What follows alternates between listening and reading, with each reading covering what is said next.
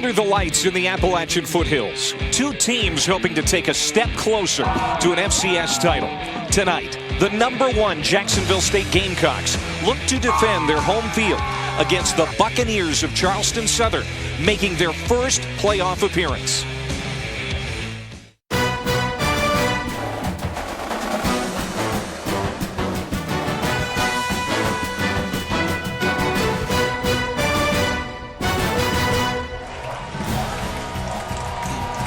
Welcome to the NCAA FCS College Football Championship presented by Northwestern Mutual.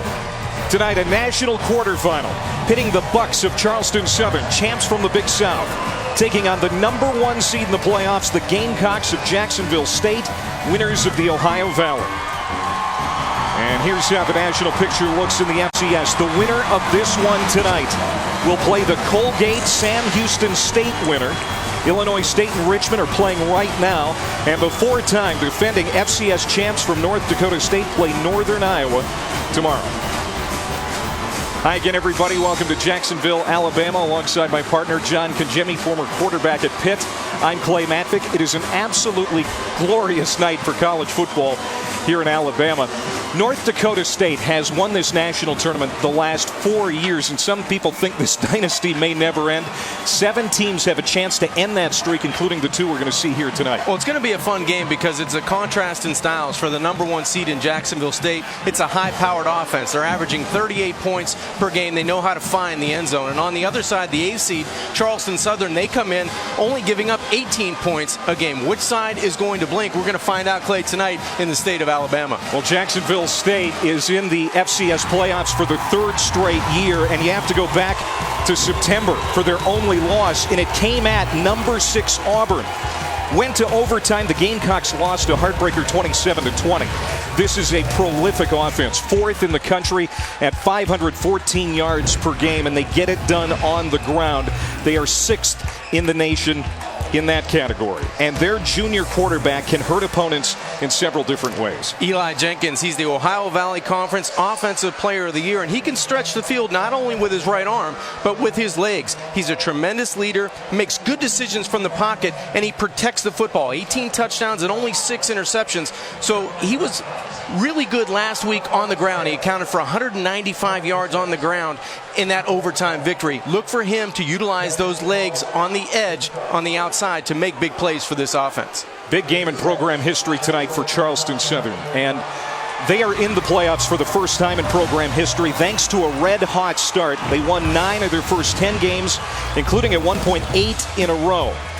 That streak only ended when they lost at #2 Alabama 56-6. Learned a lot about themselves that night in losing to the Tide.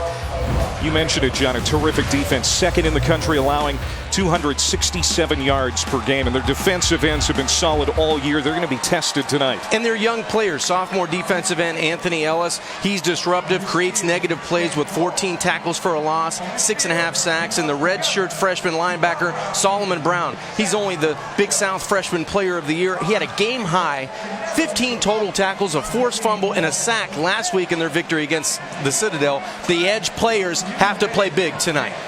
Great atmosphere for this FCS quarterfinal. The hottest ticket in northeastern Alabama this week. Charleston Southern, Jacksonville State next.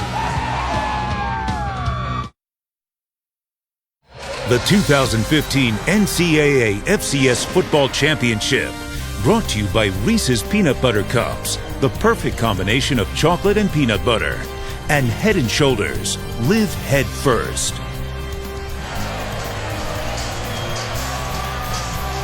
Expect over 20,000 people here tonight. Monday was the best day for online ticket sales in school history. They are fired up here for the Gamecocks' home playoff game against Charleston Southern. And Jacksonville State won the toss, elected to defer. So we'll see the Buccaneers with the football first. That's Connor Rulo ready to kick off. Darius Hammond, number 24, back deep, is the primary return man for Charleston Southern, and he is electric. And this FCS quarterfinal is underway. It's a short kick. Hammond will take it near the 10-yard line.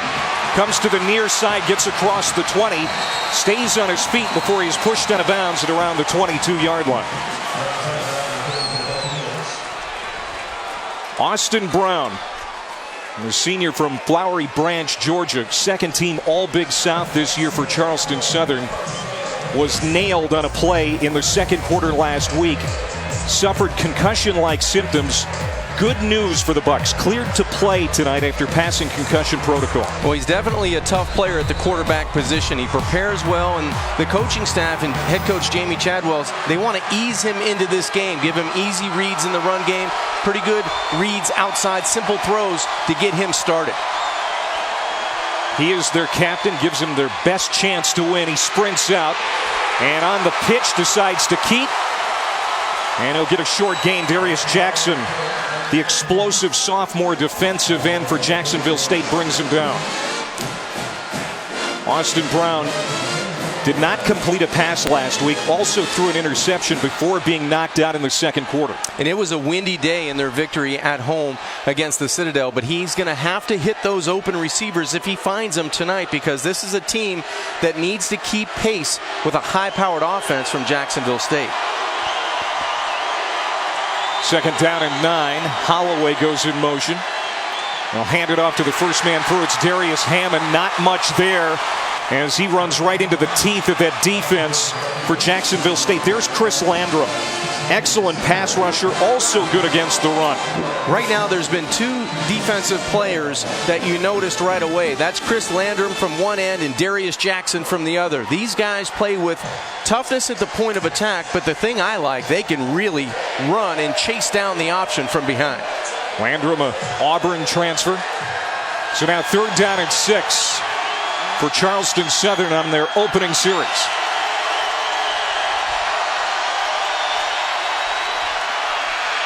Time to throw. Brown is incomplete through the hands of Prater, the tight end.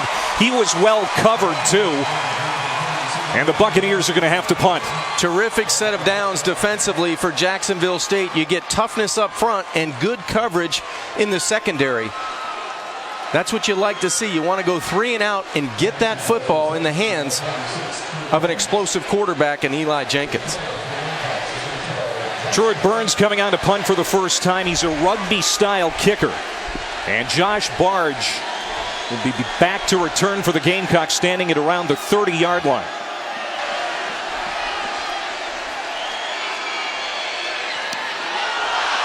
There you see it hit a man for Charleston Southern, and it takes a roll. It hit the snapper.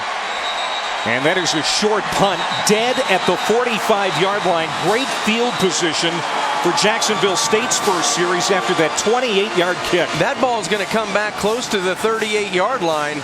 It looked like it hit Joseph Smith, the long snapper. Clay in the back. Yep. 40-yard line. First down, Jacksonville State. Yeah, so they're going to spot it inside Buccaneers territory. And Eli Jenkins will bring the offense out. Third year as the starter.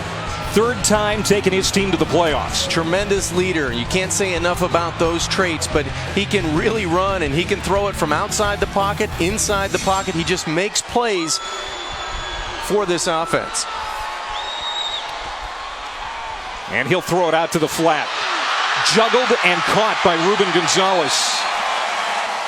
They've got a great receiving core. Gonzalez, Barge, and Screws are going to be active here tonight. They run with tempo. They do, and they follow their leader at quarterback. He protects the football, and he gets them to the line of scrimmage with quickness. After that 9-yard pickup, second down and 1. There's a speed sweep to Dalton Etheridge, and he's got the first down. Etheridge is also a quarterback. He's their third string signal caller. He picks up the first down, and Jacksonville State in great shape here early on. This is what you want to do at home. You want to set the tempo, and you want to be able to score first and capitalize on the excellent field position.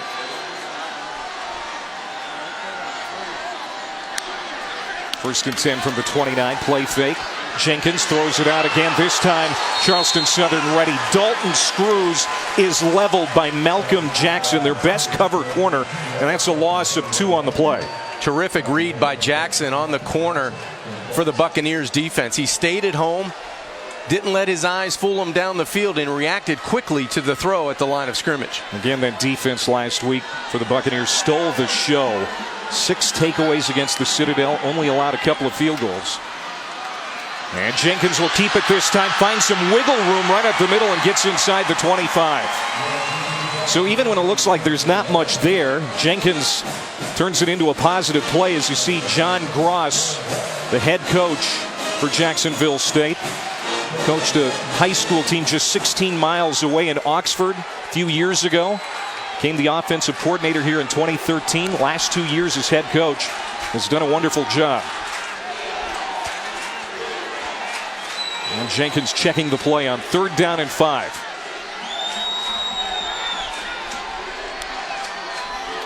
Four-man rush. Jenkins again keeps it himself, and he sneaks through. 1st down and more.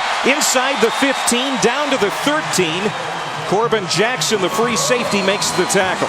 Explosive running in between the tackles, and you get an extra blocker in there with the tight end, Spencer Goffin, coming inside and really sealing off the alley for Jenkins on that quarterback draw. His pro-style spread offense really built around what Eli Jenkins can do, and we're getting a spoonful of it here early on. He has been impressive. On 1st down, they'll go to Tremaine Pope. He is hit and then pushed back.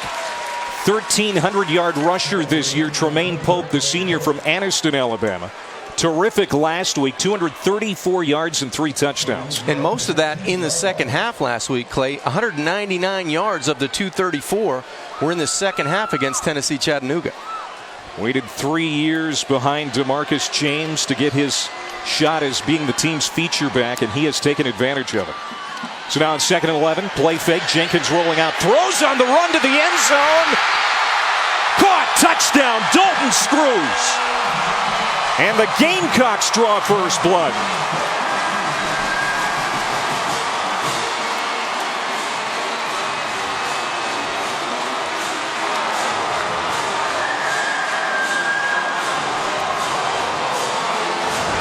Tremendous read by Eli Jenkins. That was his 3rd option on the play, and a terrific catch by Dalton Screws as he lays out for 6 points. 19th touchdown pass of the year for Jenkins.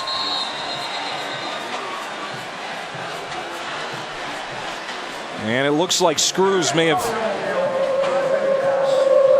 injured himself a little bit. He's being checked out on the sideline. What a tremendous play. Jenkins extends the play. He didn't like the corner route. He didn't like the back and the flat, so he came back and bought time for that drag to come from the left side of the line of scrimmage all the way to the right. He peels that head back and just throws a catchable pass to the back of the end zone. Well, this play is under review. That's the reason for the delay here before the extra point. What do you think, John? Did he haul it in? I believe he did. It looked like it got through his hands to his forearms, but it looked like he was able to possess the football through the catch. Robert Sokolowski is our replay official. The ruling on the field stands as called. Touchdown. Dalton Screws, he's been starting since his freshman year, grew up watching the Gamecocks from his living room in Anniston, Alabama. And he has got the first points of the night here in Jacksonville. Well, the last thing you want to do is tee up Eli Jenkins on your side of the 50-yard line. That was a simple and well-executed plan to start this football game for the opening touchdown. Here comes Connor Rulo on for the extra point.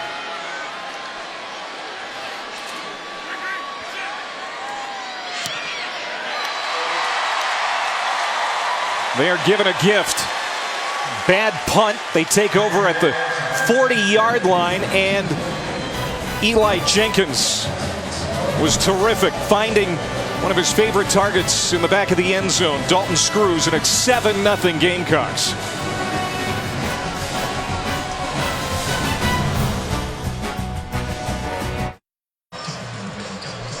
The number 1 seed in the FCS playoffs, Jacksonville State, out to a 7-0 lead. John Gross is the head coach. He likes to inspire his guys. Let's take a look at how each team plans for success. Brought to you by Northwestern Mutual. You might get coach out there that's watching you proud. You make your family proud. You make yourself proud. You make these coaches proud. You make your brother sitting beside you proud. And we live with that. You understand me? You live with that. And if we'll do that, and we play in the now, I trust the outcome. You understand that? We will live to play another week and buckle that sucker up. So I'm going to enjoy every second I got. You understand that? Let's go do it, right? Let's go do it. John, you know this means a lot to him, too. He is a Jacksonville State alum. His wife, Jada, went to school here, too. I mean, he lives and breathes Jacksonville State football, and his team out to a great start here tonight. Yeah, perfect start for the way they wanted to get this crowd in. And he told us yesterday he loves coaching football. And it's all about how they play. They play a faceless opponent every week, and it's all about cutting down the mistakes, being aggressive offensively, getting after it defensively. They've started out this game exactly the way they wanted to. Buccaneers need to respond now. Darius Hammond on the kickoff return, and it's a good one out across the 25-yard line near the 27.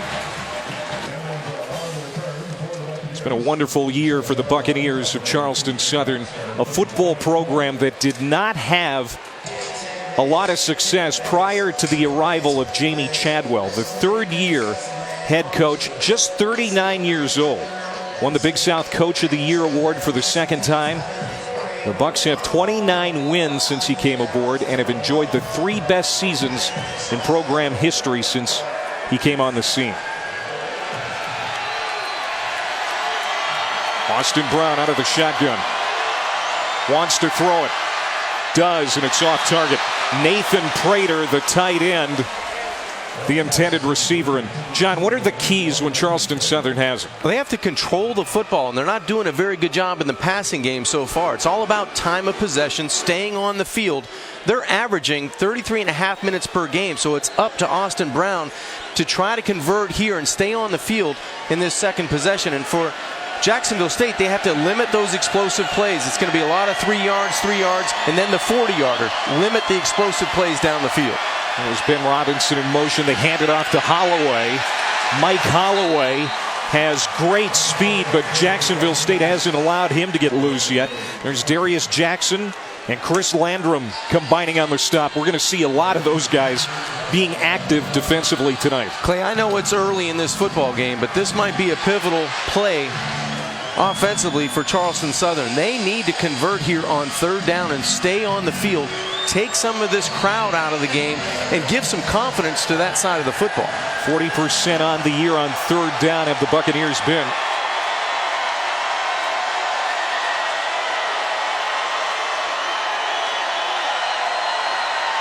Play clock to 3. Here comes the blitz.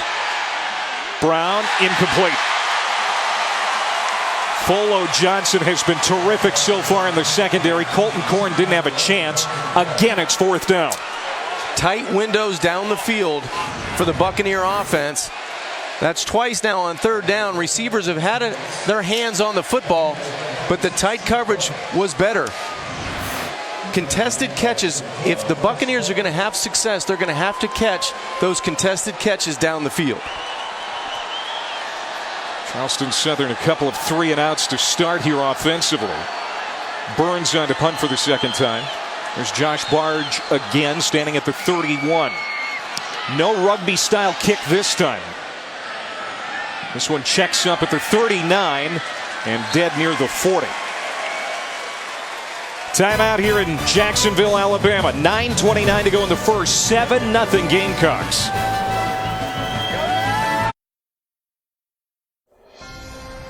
The 2015 NCAA FCS Football Championship is presented by Northwestern Mutual, proud to be an official financial planning partner of the NCAA, and in part by Lowe's. Lowe's, never stop improving. The Houston Cole Library on the campus of Jacksonville State in Jacksonville, Alabama. A beautiful night for football. Can't even keep the governor away. Robert Bentley, governor of the great state of Alabama, is here.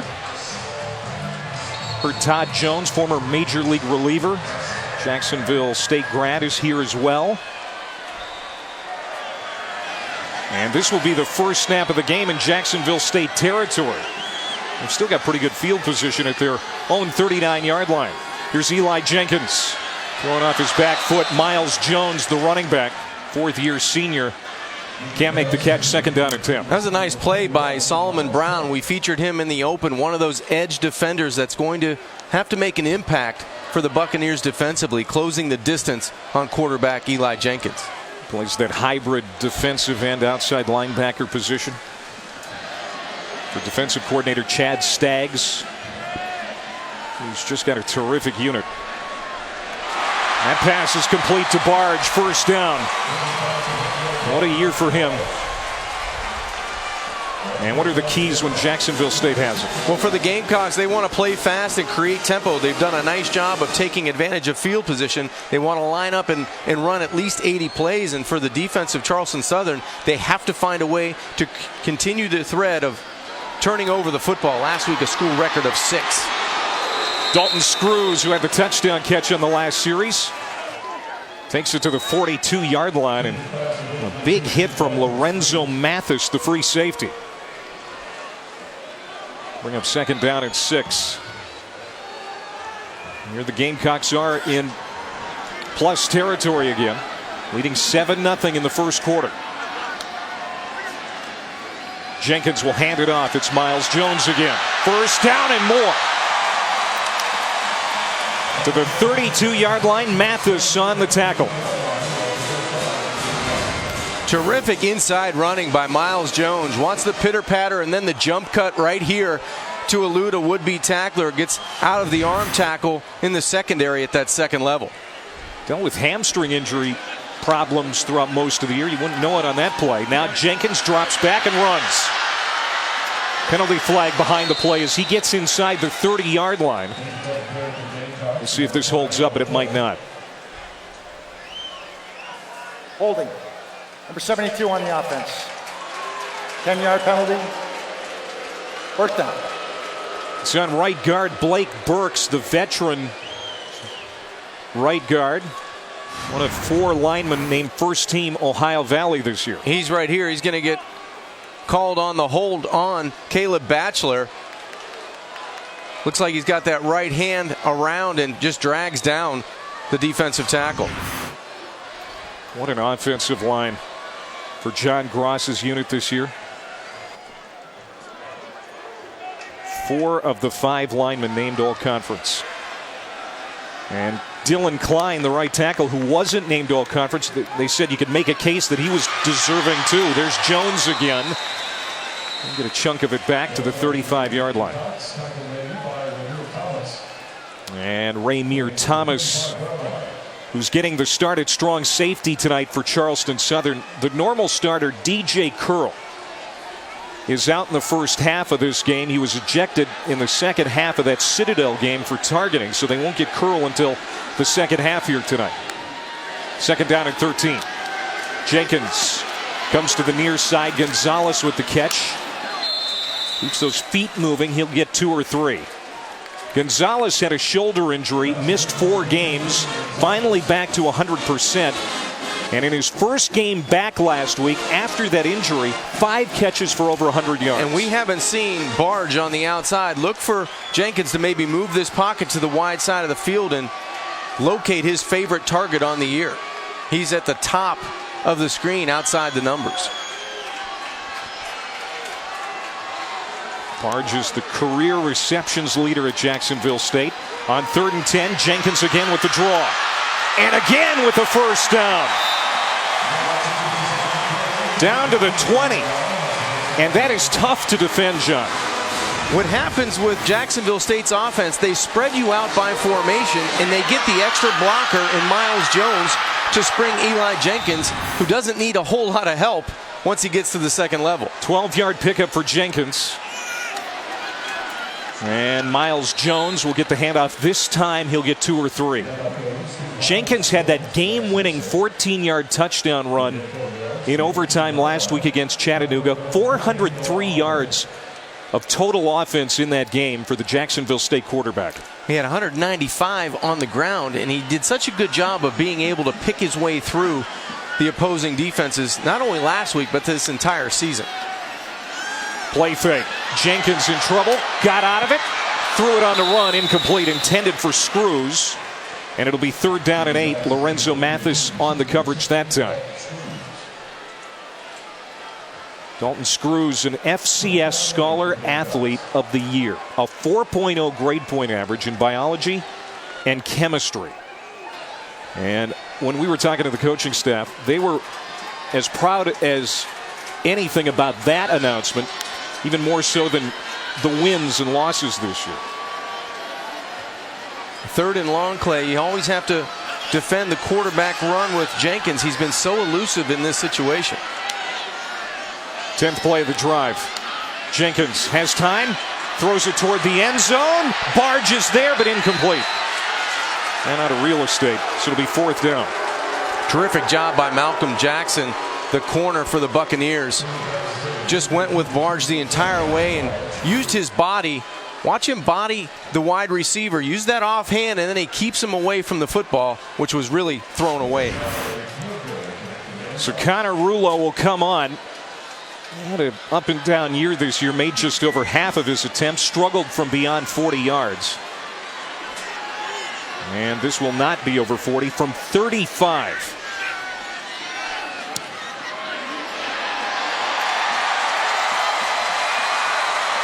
And it's 10-0. 12th field goal make of the year for Rulo. And Jacksonville State again takes advantage of good field position, put more points up. Doing a great job of taking advantage of offensively, being aggressive with the quarterback runs, and they cash in 2 out of 2 so far for this offense. And head coach John Gross likes what he sees.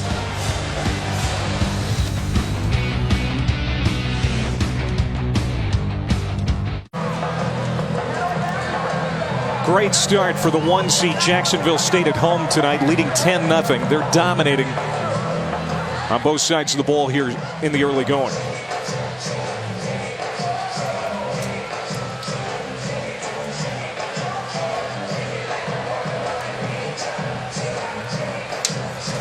They've done a nice job doing exactly what they plan to do offensively. They've thrown the football with effectiveness. They run it from the quarterback spot. A little bit of Pope, a little bit of Jones out of the tailback spot. And they've capitalized, Clay, on the field position. They get it at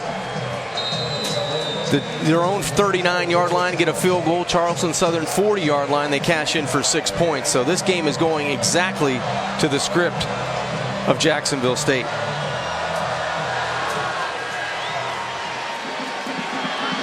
From a yard deep, Darius Hammond will bring it out, and now he flips it. Good run to the 40. Mike Holloway. And a penalty flag down. We'll see if this is coming back. Mike Holloway can be a game breaker with that speed. You see it there. As Charleston Southern tries to get something going with a trick play. During their turn, holding. Number 47 of Charleston Southern. 10-yard penalty from the spot of foul. 1st down. Clay, they needed to change the dynamic of what was going on, and they do it with special teams. Even though the penalty is going to bring the football back, at least it gives them a little bit of field position, a little bit of spark. Started with their special teams. As you mentioned, Hammond takes it from the goal line, flips it to Holloway. Can't pick up the hold. It was on the inside, closer to the middle of the field, but it's going to come back. They're going to lose probably about 35 or 40 yards on that big gain. Seth Harrelson was called for the hold. So they spotted at their own 30-yard line. They've had a couple of 3-and-outs on their only 2 series here tonight. Sprinting out, Brown. He'll pitch it to Ben Robinson. That's his first touch, and he's out at the 30-yard line, and he'd take a very, very hard hit. And these tight sidelines, Dawson Wells, the solid leader of that linebacking core, ran him out. Well, Ben Robinson, he can run. He's got really good quickness to the edge on this option. But I think you see the Gamecocks' speed, not only with that front 4, and there's the tight sideline you talked about, Clay, but the linebackers as well. This defense can run sideline to sideline. Just a yard on the play, 2nd down and 9. Brown. Again, incomplete. Kevin Glears, the sixth-year senior receiver, can't grab it. So now 3rd down and long, and this is the situation that Charleston Southern said we have to avoid tonight. Can't be in 3rd and long, especially when you have Austin Brown coming back from a concussion. He was 0 for 8 last week. He starts this game 0 for 4. You have to be able to convert when you have open wide receivers. This another opportunity from the pocket.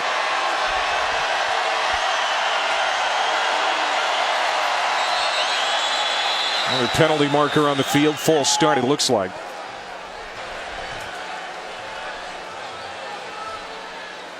Our lead official is Jeff Gray.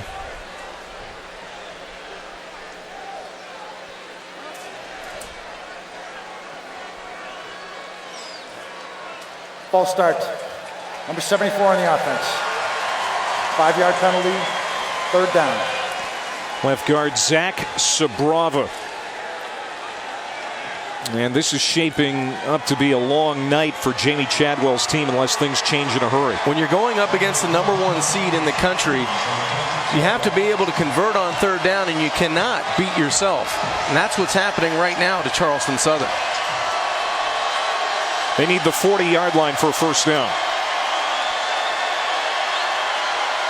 Brown pumps. Pressure coming. Got rid of a deep pass. And another penalty flag, but it is hauled in at the 47-yard line by Kenny Dinkins. Might have been pass interference on Jermaine Huff. It might have been offensive.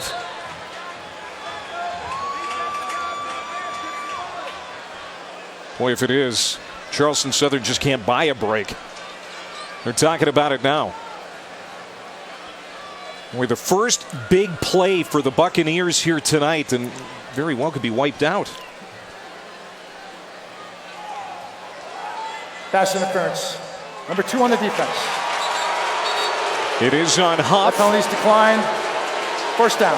And the Buccaneers will go to work in Jacksonville State territory for the first time. Good thing that Austin Brown throws this football a little bit short and to the outside. He allows his wide receiver, Kenny Dinkins, to adjust to the football. There's the arm. The left arm by Huff extends and grabs the jersey of Kenny Dinkins, and that's going to draw the flag. First completion for Brown. First down for the Buccaneers. Robinson goes in motion. Brown keeps it, and he'll spin to the 42-yard line. Austin Brown, who has struggled with consistency issues this year, his senior season, passed the concussion protocol this week. His backup, Kyle Copeland, by the way, also knocked out of that game last week after coming in for just 1 play. He as well passed concussion protocol and would be available if needed. It was Danny Krogan who finished that game last week, managed the football game well in the second half. Brown. And he just throws this one away. Stephen Cagle was the closest receiver. It'll be 3rd down and 5. Brown started his career at UAB. He was the starter for the Blazers in 2012 and 2013 before transferring to Charleston Southern. And he threw for 3,800 yards in those 2 seasons at UAB, so he's able to throw the football from the pocket. He's going to need to be more consistent. Only 1 of 5 for 27 yards. That first 1 of 6 tonight with that throwaway on 2nd down. But 3rd and manageable here for Brown and the Buccaneers offensively.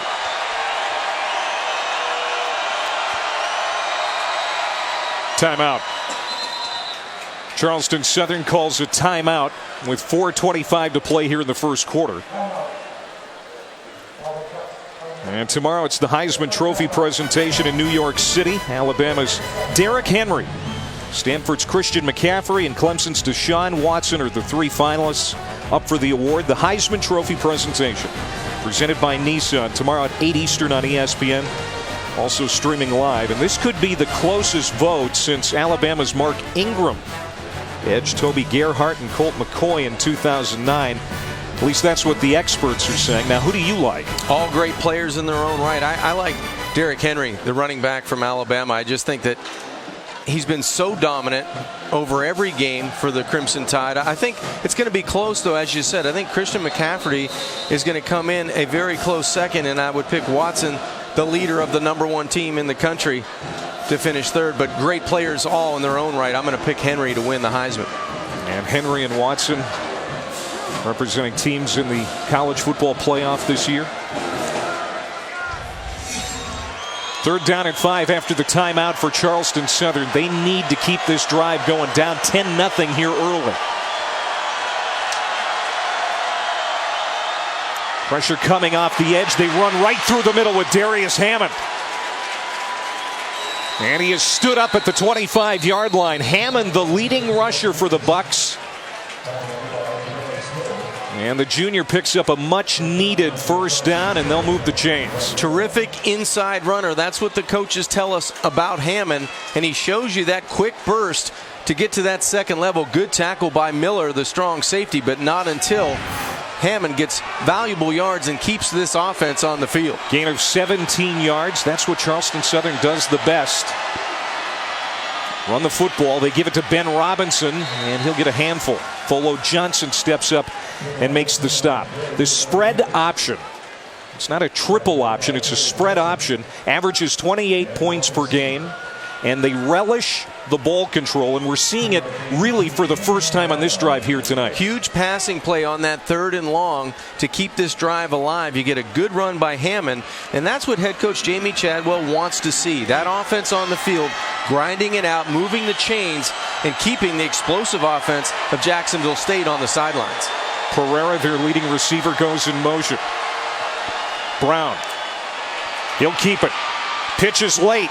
Gets it to Robinson, and he's got another 1st down for the Buccaneers.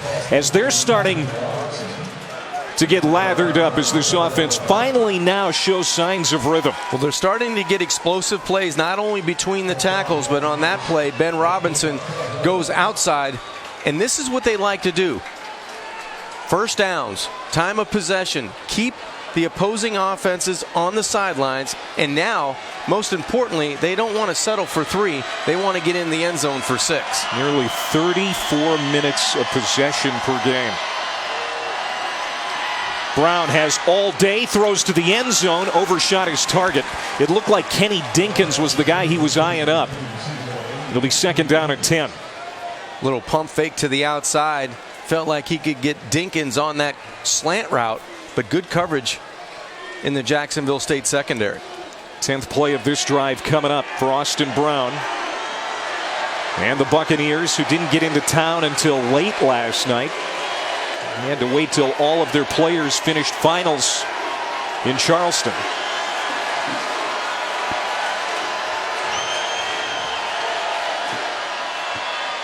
Brown coming to the near side. Again, a late pitch to Holloway. He turns the corner, and he'll get to the 6-yard line. DeBarius Miller, the savvy veteran strong safety, comes over to make the tackle. So now it's 3rd down for Charleston Southern. Charleston Southern's had a lot of success running that option to the wide side of the field, stringing it out. And I thought that was one of the things that defensive coordinator David Blackwell told us. They wanted to string out that option.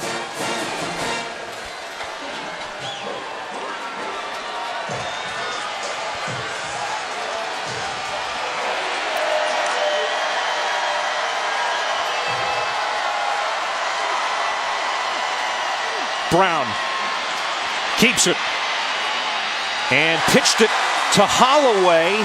That failed to click, and that probably made Jamie Chadwell gulp. That could have been a disaster, and so now it's 4th down. Most of the time in the passing game you have to be decisive, but in the option you also have to be decisive as a quarterback. It looked like Austin Brown, his first instinct was to take it by himself, and I think he would have been able to come close to getting a 1st down. And that's what his head coach, Jamie Chadwell, is talking to him on the sidelines. Be decisive. When you see it, take it. Well, they don't pick up the 1st down. They were 2 for 2 before that on that drive. So now a field goal attempt here for David Kennedy. Usually their kickoff specialist. He will be the place kicker here from 24 yards away. And Charleston Southern is on the board for the first time tonight. It's 10-3.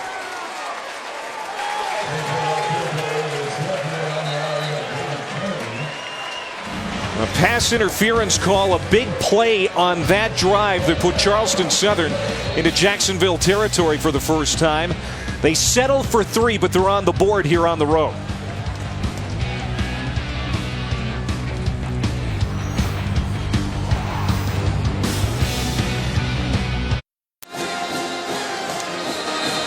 Jamie Chadwell's Buccaneers are on the board. His name is being mentioned, John, as a possible candidate for the Georgia Southern job, which has come open. Willie Fritz taking the job at Tulane, so he's leaving that school.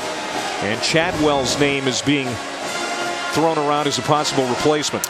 A lot of coaching changes over the last, I guess, week and a half, 2 weeks. And Jamie Chadwell, two-time Big South Coach of the Year in 13 and this season. One of those names rumored for that position.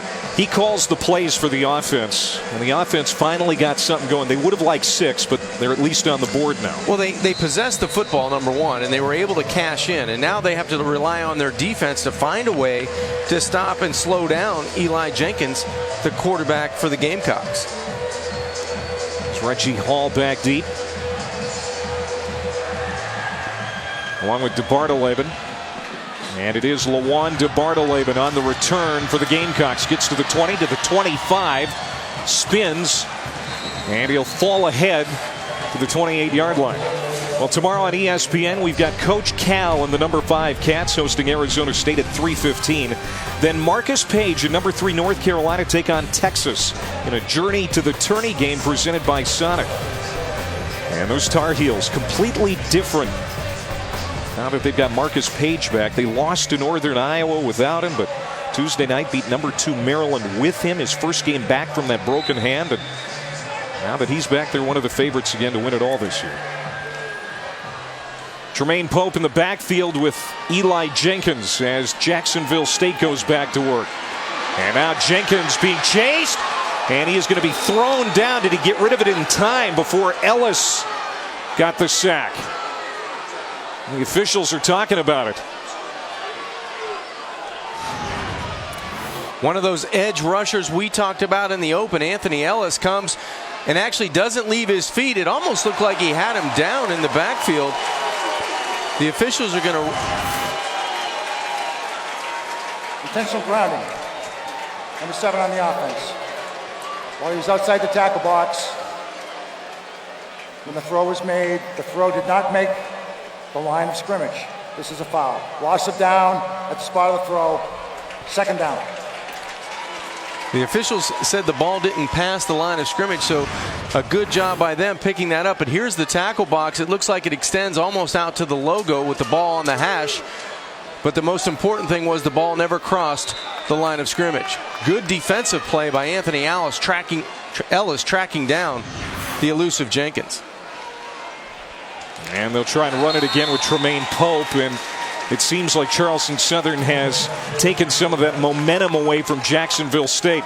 Starting to feed off of that offensive drive now with 3rd and very long for Eli Jenkins. This is probably a good time, if you're conservative, a little quarterback draw just to get some field position back. 3rd down and 22 for the Gamecocks. This defensive unit led the nation in total defense for much of the year, coming in ranked number 2 in total D here tonight.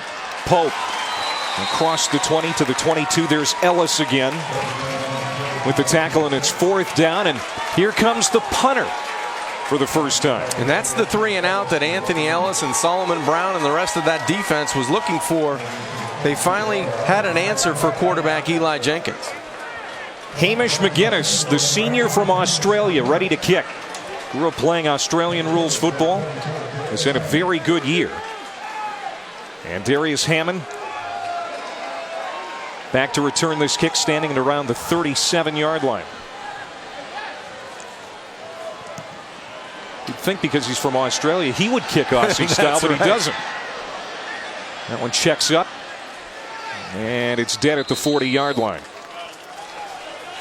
19 seconds to go here in the opening quarter, and the FCS semifinals continue next weekend on ESPN2 and ESPNU. For more information, go to ncaa.com, the official online home for all 89 championships. The winner of this game will face the winner of tomorrow night's matchup between Colgate and Sam Houston State. Both of those teams pulled off upsets last week. Richmond, Illinois State going on right now. Winner of that one will play North Dakota State or Northern Iowa. And Richmond is winning that game currently. You see that on ESPN3, and there goes Brown down to the turf. And he was slammed hard. Check that. That was Kyle Copeland into the game at quarterback for the first time. Chris Landrum, the defensive end, with the sack. Well, at 6'3", 260, Landrum really does cover a lot of ground. He's long and he's mean, and he's able to disrupt the option to the wide side of the field. That's the end of the first quarter. Austin Brown, the starting quarterback, is out of this game. Copeland is in now for Charleston Southern. But they are on the scoreboard after a great start to the quarter by Jacksonville State. We go to the second in a 10-3 ball game.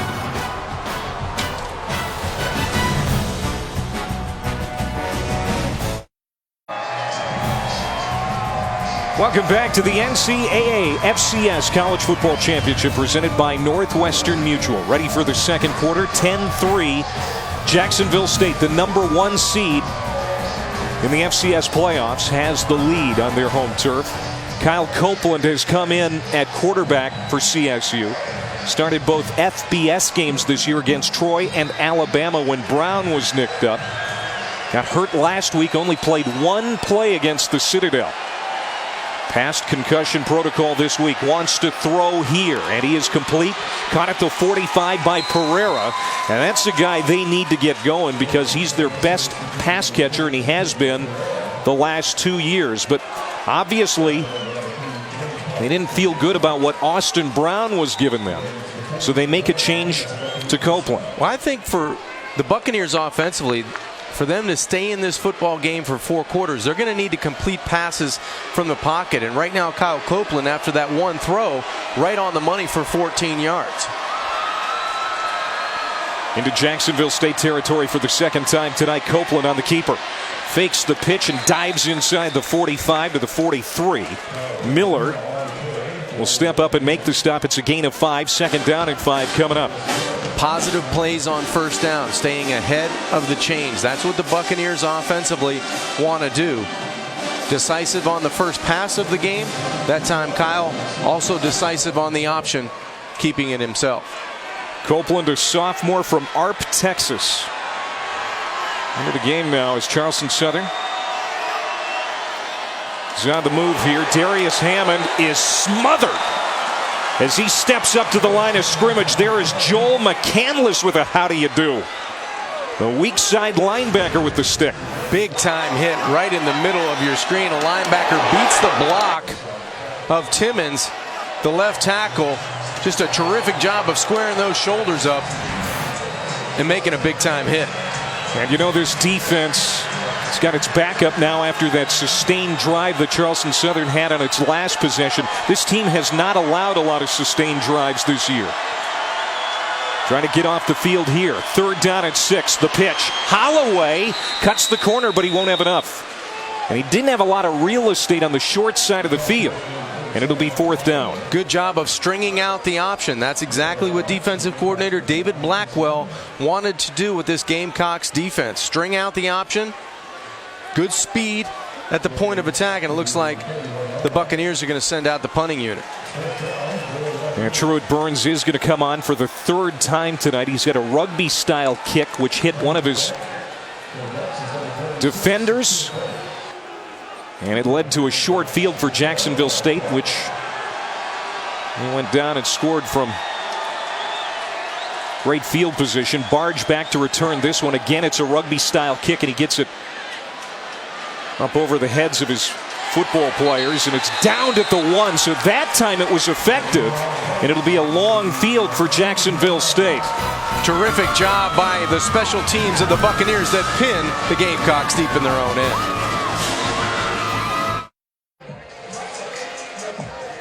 10-3 Jacksonville State, and Truett Burns is 1 for 2 on rugby-style kicks tonight. That one was pretty good, pinning Jacksonville State at their own 1. And I like the way he does it. Very nonchalant, a couple of steps, and then he kicks it. I'm convinced, Clay, that our esteemed producer, John Kettering, if he stretched for a month straight, could probably get that done. A month straight. I think he could get that done, but that was a great job by Burns. I think he'd be slightly above average at it, to be honest. I do too. Burns, a junior from Clinton, South Carolina.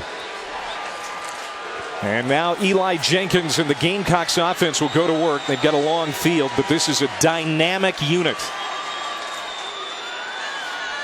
Jenkins under center. We haven't seen that much tonight. And he'll just lunge ahead. A little breathing room. 2, maybe 3 yards. Boy, Eli Jenkins was terrific in that game against Auburn back in September. 314 yards total offense. The Gamecocks nearly beat the number 6 team in the country, the Auburn Tigers, that day. And a lot of people started talking about Eli Jenkins for the first time who'd never heard of him. And head coach John Gross, he said these guys were disappointed because they went to Auburn expecting to win that football game. They dang near did in overtime. Lost by a touchdown. Pope and Jones in the backfield, standing in the end zone on 2nd down and 8. And it'll go to Pope. And he just hasn't been able to get on track yet. Solomon Brown at the point of attack. The defensive end makes the hit. If it hasn't been Brown, it's been Ellis. Those 2 edge defenders for the Buccaneers defense have really put a stop to Tremaine Pope. And this excellent field position defensively is putting a halt on Jenkins at the quarterback spot. Gamecocks 2 for 4 on 3rd down tonight. 3rd down and 6. They need the 11-yard line. Jenkins hands off. It's Jones.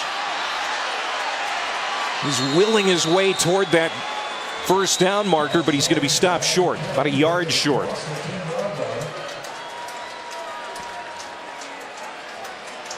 Terrific surge by that offensive line and tough running in between the tackles, but I think you're right, Clay. That's going to be very close to the spot they need it. Well, they take their time. Who would have thought? But the punting unit finally runs out as Charleston Southern has weathered the storm here, John. It was a flurry early. It was a big-time flurry between field position and Eli Jenkins at quarterback, but you're right. If they can flip the field here and get points on the board, this could be a tie football game in a hurry. Good punt. And it'll take a nice Jacksonville State roll inside the 40-yard line. To the 37, a 53-yard punt for Hamish McGinnis. Well, last Saturday, Charleston Southern hosted its first FCS playoff game, taking on the Citadel. Mike Holloway providing the offense for the Bucks. They didn't have a lot of it. Look at this run. 41 yards. And he gets the touchdown. And then the defense was absolutely outstanding. 6 takeaways. Solomon Brown, you mentioned it, John, 15 tackles and a sack in that game. Danny Krogan came in, the 3rd string quarterback, in relief of the 2 injured quarterbacks for the Buccaneers, and they get a win. And here's Copeland handing off. Darius Hammond, good run. 1st down, and down to the 45-yard line of Jacksonville State. Just a quick hitter right up the middle, and Hammond regains that field position for the Buccaneers offensively. You can see his number, 2nd team All Big South. Jamie Chadwell gives him the quintessential coach's compliment. He's a football player. That's right. And he is. He's doing a terrific job in between the tackles with that quick 1st and 2nd step. After the 18-yard pickup, Copeland changing the play at the line. And the handoff, and it's Hammond. Good run for Darius Hammond. Folo Johnson makes the tackle, but back-to-back big plays. That one an 18-yard pickup as the Buccaneers are moving it well. And it's behind Timmons and Savravra to the short side of the field, doing an excellent job of surge and then sealing off the inside. But credit Darius Hammond. He's able to break a couple of arm tackles and move down the field and get into scoring position. It's a no-huddle offense for Charleston Southern. You can see it's a measured pace. It's not breakneck by any stretch. Sprinting out Copeland. He'll keep. When he takes a hard hit at the 21-yard line by Darius Jackson, and I'm sure that the coaching staff was very cautious about how they were going to use Austin Brown and Kyle Copeland tonight, given what happened last week. I would think you wince a little bit every time they're out on the football field in the option, because both Brown and Copeland had to go through concussion protocol this entire week. They passed everything back out on the field. But you're right, Clay. You put them on the option, they're going to take some shots tonight. 2nd and 3. Copeland spins, hands off. Holloway, first down. And the Buccaneers will move the chains again. And the momentum has shifted, no doubt. The number 8 seed in the tournament got a first-round bye, beat the Citadel last week, as we talked about. But now on the road against the number 1 team in the country. Got down 10-0 early, but they have weathered the storm, and now they're driving maybe to tie this baby up. They haven't flinched. You know, this could have been a game when it was 10-0 where you kind of get out of your game plan. Not so fast for this Charleston Southern offense. Copeland running this side this time, and again keeps it. Good run to the 5-yard line, and he stopped there. And another second effort. And where are they going to mark it? At the 1-yard line for Kyle Copeland. That is a 15-yard run for the quarterback. Kyle Copeland has added a spark to this offense, and he's done a nice job making decisions in the option on the outside. And this team gets behind him about the 5-yard line and pushes the sophomore quarterback to the 1.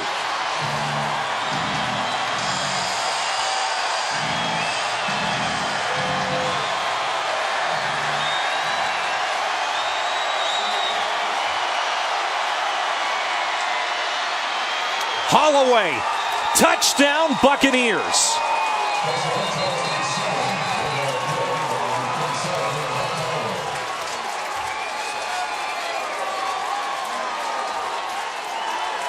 Six straight carries for 63 yards for this offense, and they punch it in the end zone. And credit this offensive line. They did a terrific job, especially to the short side of the field for Hammond and Holloway and Kyle Copeland at quarterback.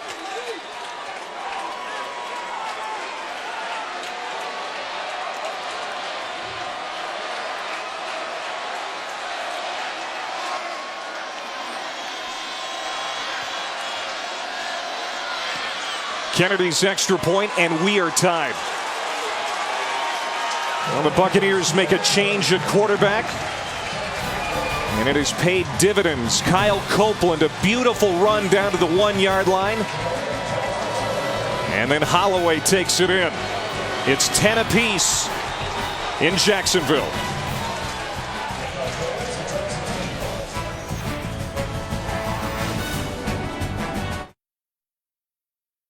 The 2015 NCAA FCS Football Championship. Brought to you by Jared the Gallery of Jewelry. Come in for the one piece of jewelry she will love forever. And Pizza Hut. Bring home the flavor. Only at Pizza Hut. You and I were in the Gamecocks football offices yesterday and admiring the number of players that they sent on to the NFL. Beautiful facility inside, and head coach John Gross was nice enough to take us in, and beautiful sky boxes, a great atmosphere here in the state of Alabama for Jacksonville State. There's a brand new press box, and these are great suites over there here at Burgess Snowfield. The building was put up in 2010, part of the stadium improvements here. And Jacksonville State They had a game on their hands now. It looked like early on they may blow out Charleston Southern. Jumped out to that 10-0 lead early, but the Buccaneers have come roaring back. DeBartoleben on the return. Takes it to the outside, finds the sideline, and then he's tackled out of bounds at the 30-yard line. Let's go back to that last Charleston Southern drive. Well, it was really the running game, and it was good decisions and good blocking up front. Darius Hammond springs up the middle. He was the guy that was the catalyst to start this drive. There again, off the left side, success in the running game. And then Kyle Copeland, inserted into the football game in this second quarter, has done a nice job with decision making in the option. And then straight ahead, north and south, inside the 1-yard line to tie the game up at 10. And Charleston Southern now with a little bit more confidence on the offensive side of the football. Well, Jacksonville State has had to punt on its last 2 possessions. They'll go to work here. And it's Eli Jenkins, the quarterback, running for the first down across the 40 to the 42. Ellis chases him down and makes the tackle. But it's a gain of 12 for Jenkins. And why not? Let your playmaker get you back with some momentum on the offensive side of the football. And that's what Jenkins does on first down. Fun dual threat quarterback to watch. 30 touchdowns accounted for this year. He'll flare it out into the flat. Slipping away is Marquise Merrill from the initial hit, but won't get back to the line of scrimmage. That's going to be a loss of 3 on the play as Zach Johnson, the spur linebacker, came up to make the stop for Charleston Southern. And Clay, what a great read by Troy McGowan's, the corner to the wide side. He was almost anticipating going the other way with a would-be interception. This defense has really settled down. They have. Since the opening 2 series, it's been a different team on both sides of the football. Now 2nd and 13. Jenkins from the gun. They pick up the pressure well. Thrown to the outside, incomplete. Barge, the intended receiver. He wanted a penalty flag. None thrown. Jenkins got it out there. Jackson in the coverage. And now it's 3rd down and 13. And that's a matchup you want to take a look at as we get closer to the second half. Josh Barge has been very quiet on the afternoon. Only 1 catch. The career receptions leader here at Jacksonville State. Tremaine Pope checks back in. He's to the right of Jenkins. High snap. Jenkins hands out to Pope. Gets loose, and that is a great run. They'll move the chains. Corbin Jackson finally got Pope down to the turf. But he'll keep this drive alive with an inspiring run here for the Gamecocks. Exactly what this offense needed. They needed a spark from their quarterback and from their best player in the backfield, and that's Tremaine Pope. Excellent speed to the outside to move the chains. 16-yard pickup. We'll go to Miles Jones, his counterpart in the backfield this time. Tremaine Pope, product of Anniston High School, just a short car ride from here. There's so many of the players that are local. A lot of the coaching staff is from here, alums of this university, including John Gross. And that's why this is such a great environment right now. Everybody is so into this FCS playoff experience. Miles Jones, that time doesn't get much. Aaron Brown on the stop. Now it's time for Eli Jenkins, the quarterback, to make a play. We've seen the speed from him running that quarterback draw. I would expect him to handle the football here on 3rd and medium.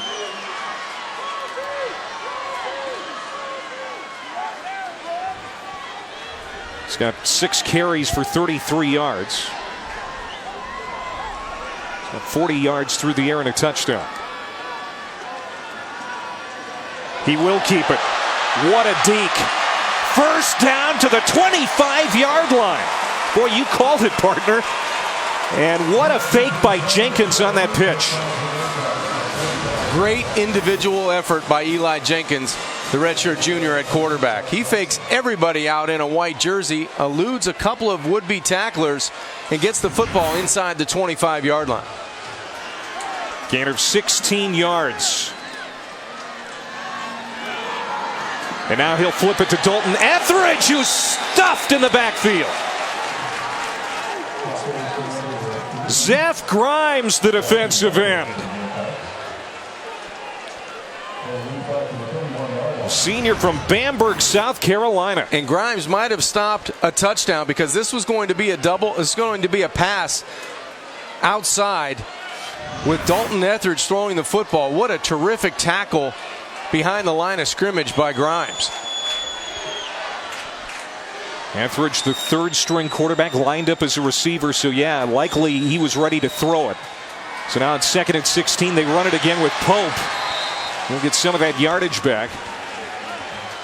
And it'll bring up 3rd down from the 24-yard line. They run some trick plays. John Gross and Jimmy Ogle, the offensive coordinator, they don't call them trick plays, though. They call them money plays. Yeah, that's right. Just part of the offense. That's right. That time, not a money play. Well, they got a money player at quarterback, and he's going to have to try to convert here on 3rd and 9. And 2 for 2 on 3rd down on this drive. They hand it off to Pope. Stiff arm. 1st down. Touchdown. Tremaine Pope.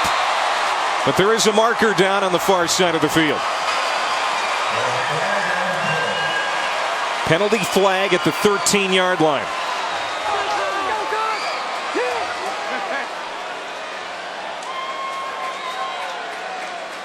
Holding on the offense, number 15, 10 yards from the spot of the foul.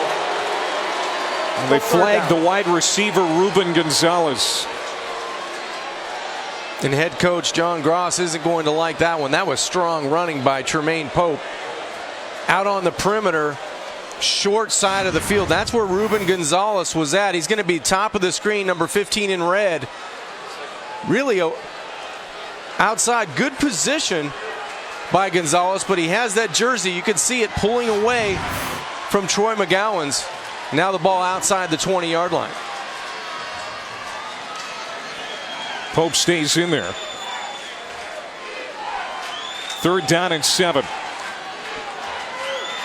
Drive started at the 30-yard line of Jacksonville State, and now Anthony Ellis stepping up. He'll nail Pope, and it's 4th down. Kind of had a feeling they were going to take a shot at the end zone there. There was single coverage on the outside. They decided to play it a little bit conservative, and one of those edge players for the Buccaneers, Anthony Ellis, answers on 3rd down. So this Charleston Southern defense bends but doesn't break. They're going to force a field goal try for Rulo from 38 yards. Rulo with a 35-yarder back in the 1st quarter. And this one is up and good. Connor Rulo gives the Gamecocks the lead again here in Jacksonville. It's 13-10 late in the half.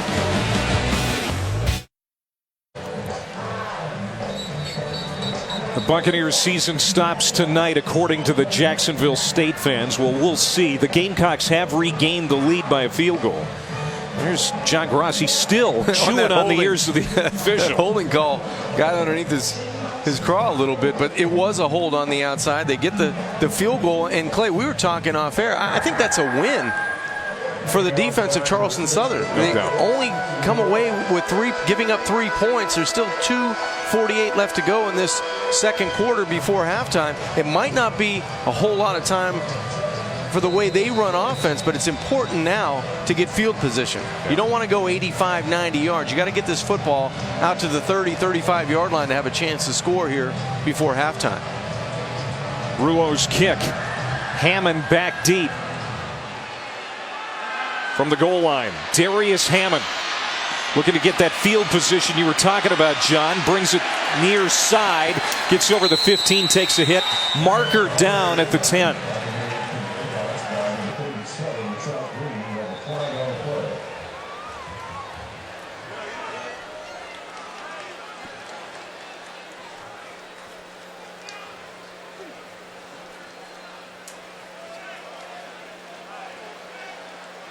Block in the back during the return. Number 15, Charleston. Half the distance to the goal. In the spot of the foul. So much for the field position. Let's hear what's going to come up at halftime with Mr. Chris Cotter. All right, Clay, John, Ed Cunningham's going to join me in 2 minutes and 40 seconds for the halftime show. We're going to preview the Orange Bowl and the Cotton Bowls, and also Heisman Trophy going to be awarded tomorrow night. We'll give a little preview of that. I'll find out who Ed thinks is going to take home the hardware. That's coming up at the half. We'll see you then. Thank you, Chris. Derrick Henry won the Doak Walker Award last night. That's right. Maybe a sign of what might happen tomorrow night with the Heisman. That is Kyle Copeland still in the game at quarterback for Charleston Southern. Pitches to Holloway. Picks his way to the far sideline. Bring up 2nd down and 4. And the clock is running here for Charleston Southern. They've got 2 timeouts remaining. How similar these numbers are tonight. Both teams have done a nice job in moving the chains and running the football. You have to give credit to both lines at this option. You have to be able to get a little bit of a surge, and that time on 2nd down, the Buccaneers offensive line, that interior, gets that surge and moves the chains for a 1st down. Darius Hammond on the carry. This is not a prolific passing offense. We'll see if they step outside of their comfort zone here with time winding down in the half. They do hand it off again to Hammond. And he'll get 3, maybe 4 yards. There's Chris Landrum again on the stop. And I would think if you get a stop here, if you're the Gamecocks defensively on 2nd down, you may want to consider using a timeout with 1:38 and 37 and counting down to halftime to maybe get the football back. Kyle Copeland, play fake, wants to throw. He's going to take a shot to the near sideline, incomplete. And Nathan Pereira, the intended receiver. Boy, great coverage that time by the Gamecocks defensively.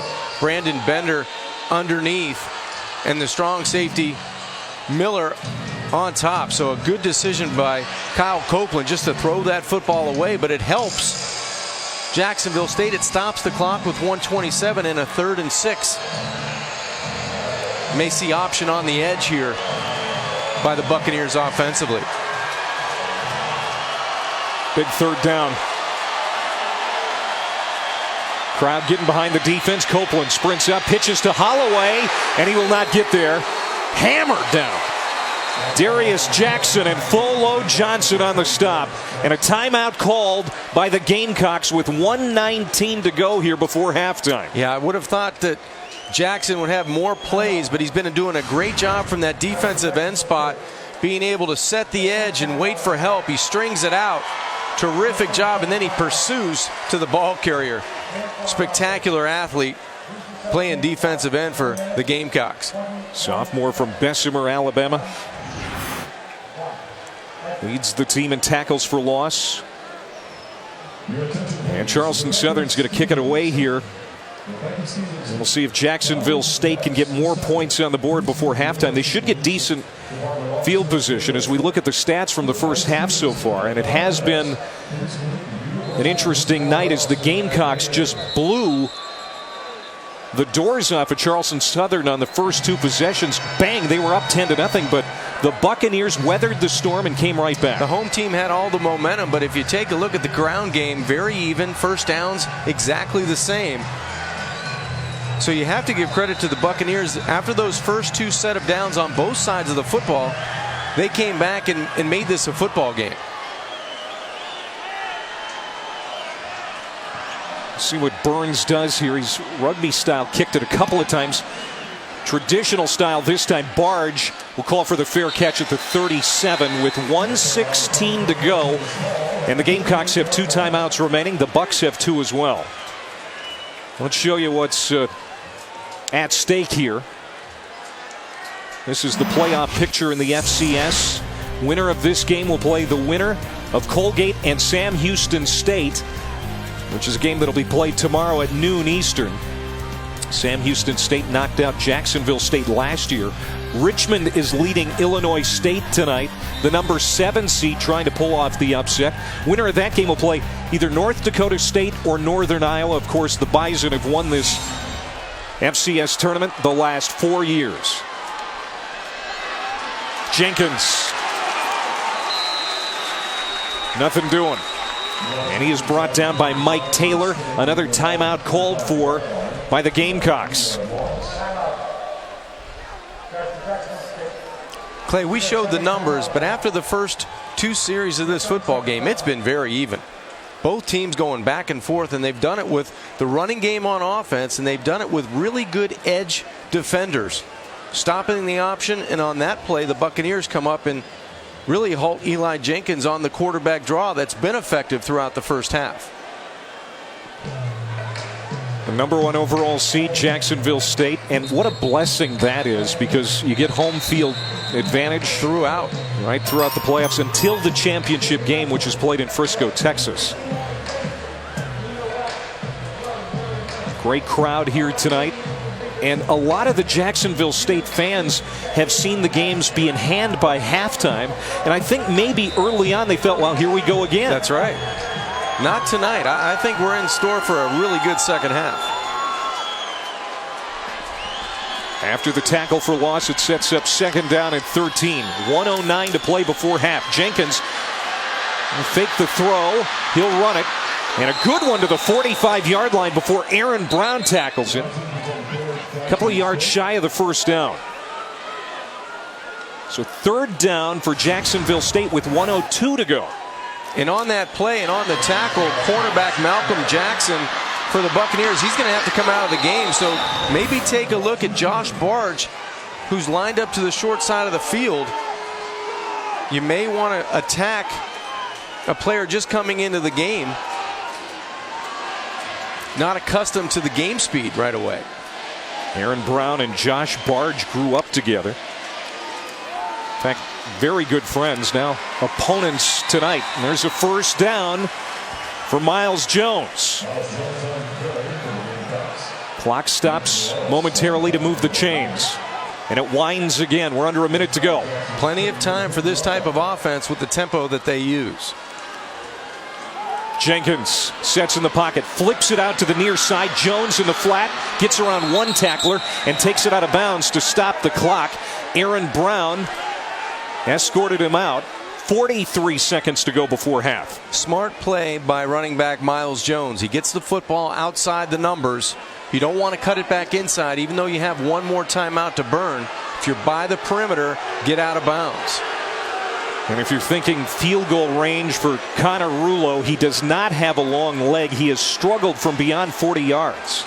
And good news for the Buccaneers defense, Malcolm Jackson, the corner, who's played an excellent first half, back in the game to the short side of the field here. Bottom of your screen. Just ahead of the play clock expiring, Jenkins throws it to the near side, caught by Barge. And they got to hurry here.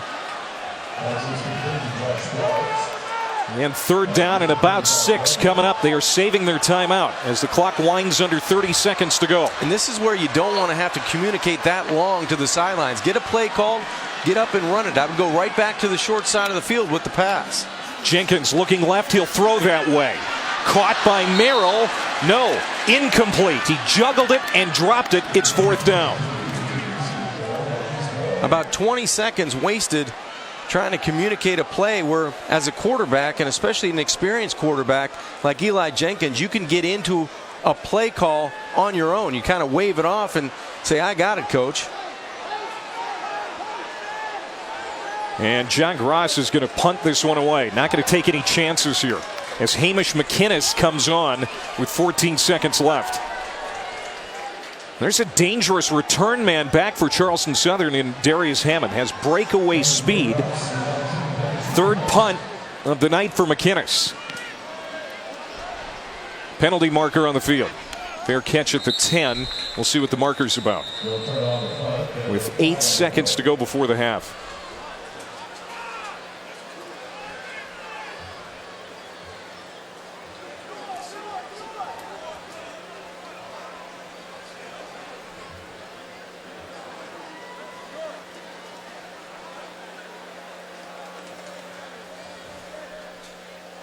Illegal motion.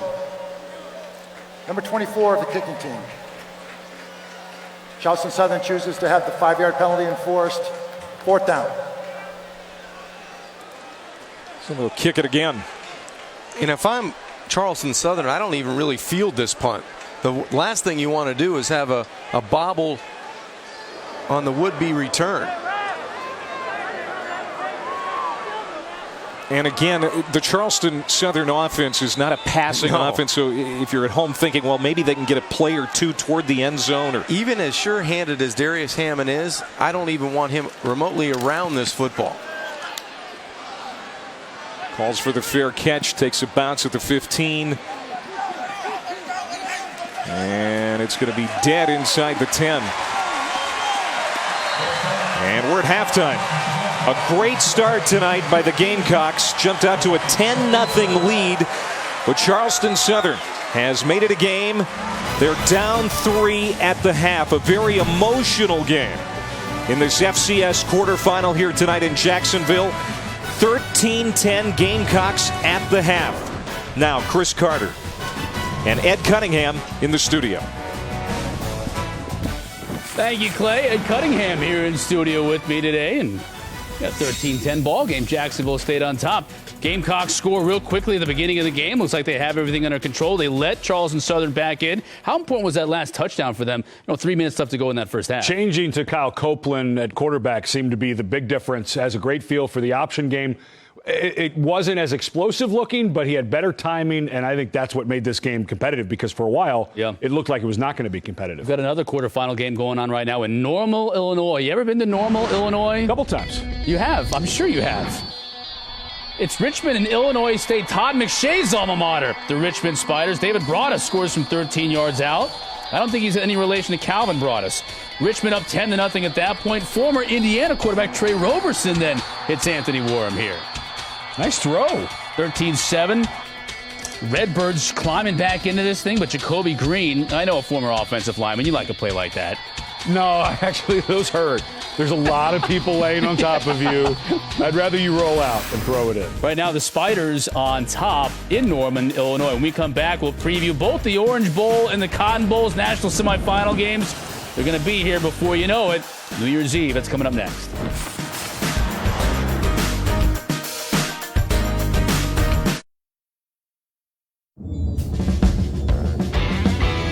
The regular season has tested, eliminated, and ultimately chosen the 4 surviving teams for the college football playoff.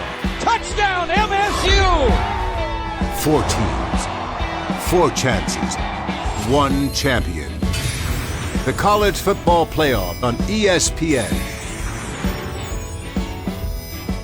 All right, Ed, let's start with the Capital One Orange Bowl. Oklahoma and Clemson. Clemson, number 1 team in the country, as they were for much of the year. Oklahoma, the hot Vegas favorite, going into the semifinals. How do you see this one playing out? I saw Clemson twice this year, and I saw them once last year in a very important game where Deshaun Watson was hurt against Georgia Tech late in the season. So early in the year, the coaches at Clemson were not running Deshaun Watson very much. Of course, he's going to face a very good defensive front for Oklahoma. But it was in the Notre Dame game where they started to realize, wait a minute, we have a power runner in Wayne Gallman, but this guy makes a difference, especially down in the red zone running the ball. And, of course, it will go against the throwing with a very good thrower in Baker Mayfield. But I think that could be the big difference. But he can run the football, too, Baker Mayfield. Does he look like Johnny Manziel to you a little bit? Yeah, he does play that way, that edge that he has. You know, the quarterback position, and we've seen it with Jameis Winston and how good he was in the locker room and how he kind of rallied people. Deshaun Watson has the same thing. Baker Mayfield has the same thing. Connor Cook has the same thing. You see a repetitive thing that position, it's the hardest position in all of sports, I would argue. You have to know more. You have to process more. You have to do more things than I think any other position in any other sport. They also have to be the toughest guy on your team. Mentally and physically. Right. If that guy is not mentally tough and physically able to get hit in the mouth and get up with grass coming out of his nose and just call the next play, because the whole team's focused on them. And these guys have it. Deshaun Watson, Baker Mayfield, it's a terrific matchup. And Connor Cook has it and showed it in that 22-play drive in the Big Ten championship game. Let's talk about the Goodyear Cotton Bowl Classic, too. Michigan State and Alabama. And he's going to need that toughness going up against his Alabama front seven. Michigan State's one of those crazy teams where last year's team, I think, was better than this year's team. Okay. Difference being Connor Cook played. I don't know how high he can go in the NFL draft. In my opinion, it's not high enough. This was an offensive line that struggled all year for Michigan State. They almost never manufactured a run game. We did them in a game against Indiana. Indiana is a very good team. Kevin Wilson's done a great job. Indiana's not Alabama up front, and Indiana was beating Connor Cook around. Well, Maryland did too. Maryland got to him a ton of times. Now, Cook was standing there, and he's firing BBs. Yeah. But we talked to, late in the season, we had Arkansas versus Mississippi State. We talked to Dan Mullen, and we talked to Brett Bielema, both separately, and I asked them about Alabama. They both played them. They said, and it was amazing. They both said carbon copy things. They said, we're happy if we have 6 to 8 big defensive linemen, 280, 290 and above. We've got a lot of depth at that position.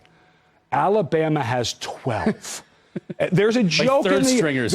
There's a joke in the SEC that Nick Saban has a factory under a stadium and he's making 290 and above defensive linemen, and I just don't think Connor Cook has a chance in this game. They also have a 250-pound running back who might very well win the Heisman Trophy on Saturday night. When Ed and I come back, we'll preview the 3 players that will be in attendance tomorrow night and who we think might take home the hardware. That's coming up next.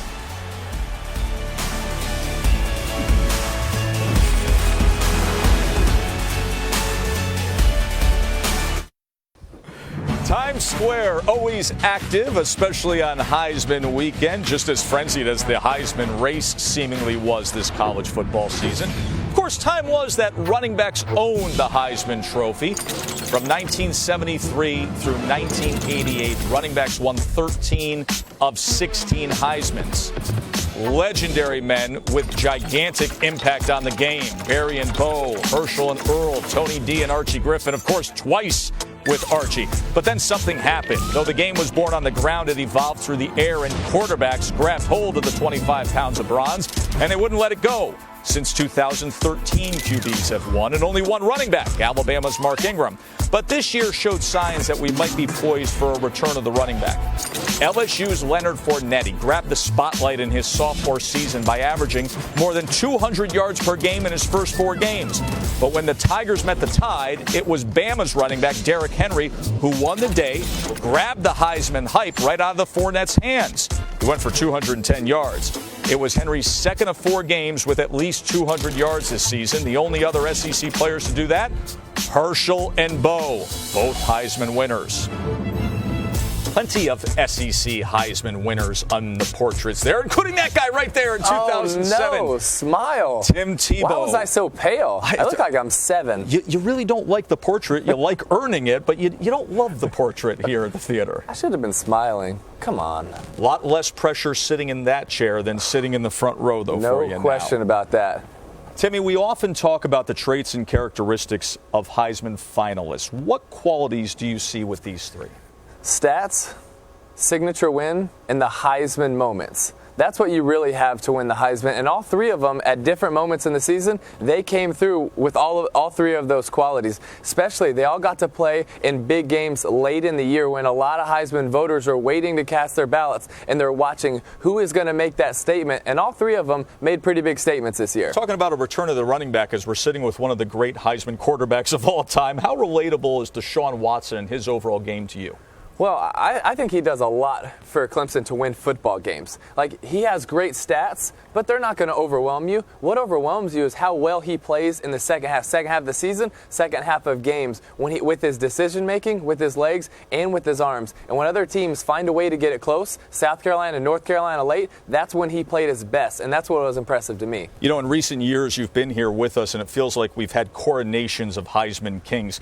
We're expecting a close race, a little different vibe when you come here on a weekend like this now. I think so, especially with what Christian McCaffrey did in the championship game. I think that's going to catapult him into a conversation where it's going to be really close with him and Derrick Henry. The big reveal will be here at the PlayStation Theater in Times Square Saturday night at 8 o'clock. The Heisman presentation presented by Nissan. Join us then. 3 worthy finalists here in New York. All right, Ed, looking forward to that. You have a ballot. I'm not going to ask you who you voted for, but tell me, you can vote on the top 3. Who were your top 3 on the ballot? Well, I had Derrick Henry, of course. The only one I swapped out was McCaffrey. I had Connor Cook in there, and I mentioned in the segment before, I got to study Cook very closely this year. I was blown away with how little he had and how well he played. It was an offensive line that came in a little weak, got banged up and got weaker. They couldn't get a run game going. He was at times, I said a couple years ago, Jameis Winston at times was as good as I'd seen in college. Connor Cook at times looked that way to me. All right, we still got a half of football left to come here. Sometimes you're the hammer, sometimes you're the nail, and sometimes you're the Dalton Screws. With this touchdown catch right here, 13-10, Jacksonville stayed on top. Let's bolt to break.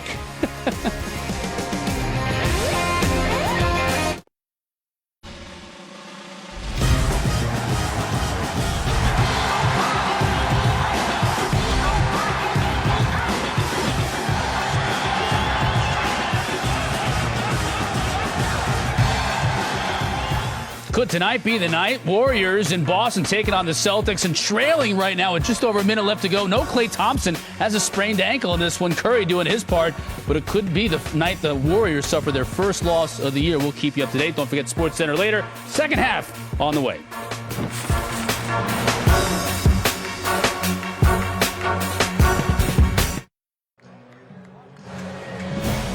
This is the NCAA FCS College Football Championship presented by Northwestern Mutual. We've got a good game here in Jacksonville, Alabama. 13-10. Jacksonville State leading at the half over Charleston Southern.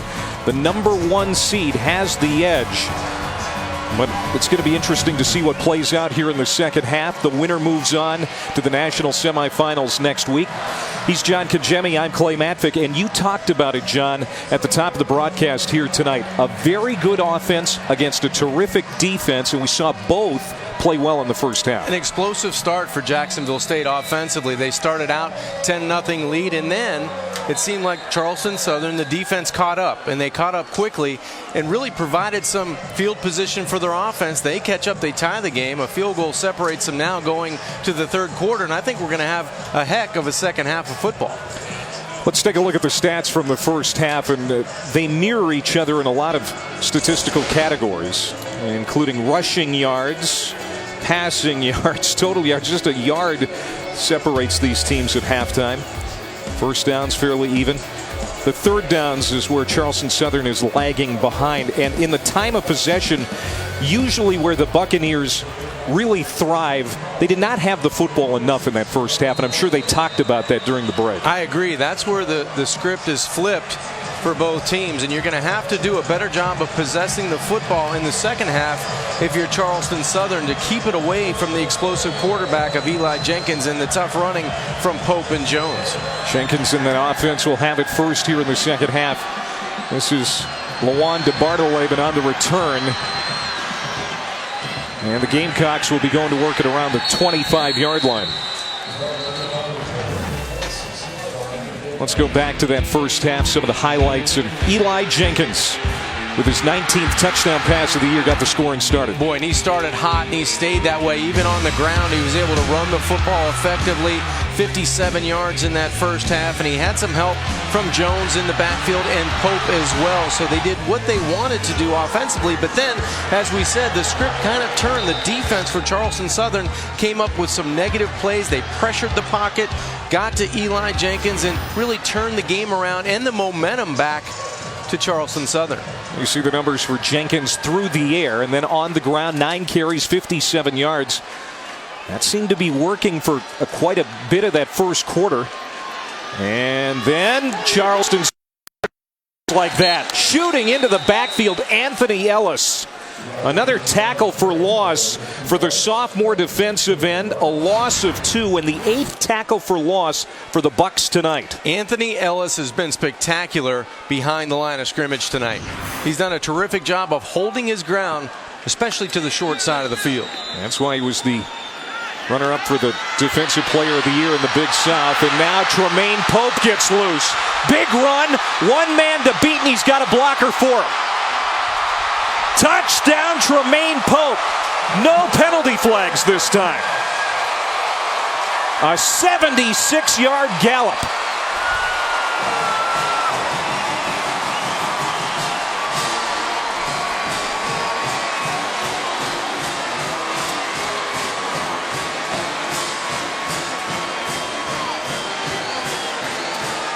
I noticed that John Gross isn't looking for an official this time. What a great job of coming out of halftime and with a spark Tremaine Pope does an excellent job of going outside and using that speed 76 yards later. His longest rushing touchdown of his career, and it's been a good one. And now Rulo comes on for the extra point, and it's 20-10 Gamecocks.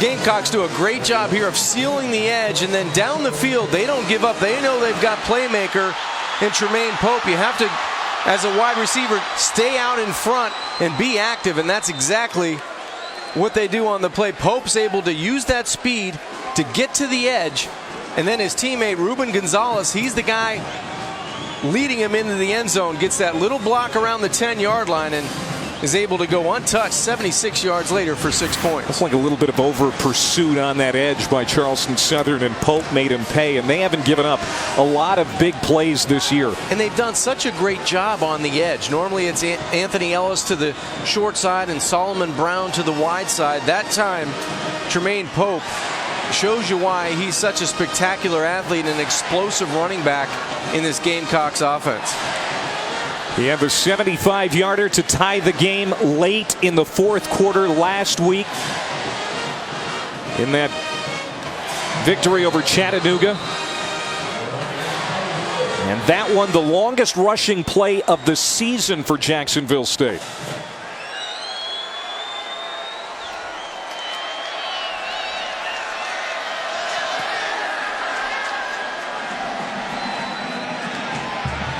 And Hammond's going to take a knee.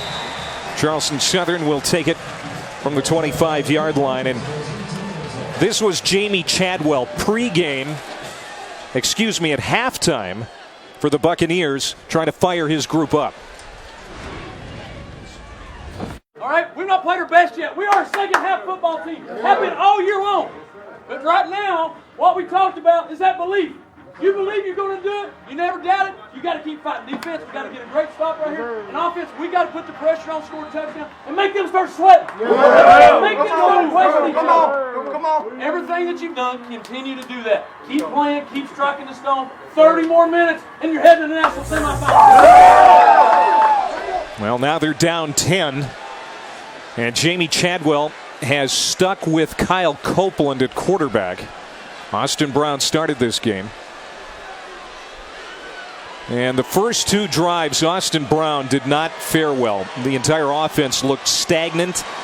They picked it up the last four drives. And he didn't get a whole lot of help by his wide receivers dropping footballs early, but you're right. Kyle Copeland was the spark that was added in that first half to this offense. The sophomore takes the shotgun snap. He'll keep it himself, and then he is ripped down by Landrum. Is Landrum in on every tackle, or is it just me? It seems like it, Clay. He's a guy that plays as long as his frame at 6'3", 260 pounds. He transferred in from Auburn. And to start the year, the entire defensive front for Jacksonville State were SEC transfers for David Blackwell's unit. And their defensive end, LaMichael Fanning, he got injured. He was also an SEC transfer, but they still have three of their front four as SEC transfers. And now that time the middle linebacker Dawson Wells gets in for the stop on Copeland. And this Jacksonville State defensive unit is fired up.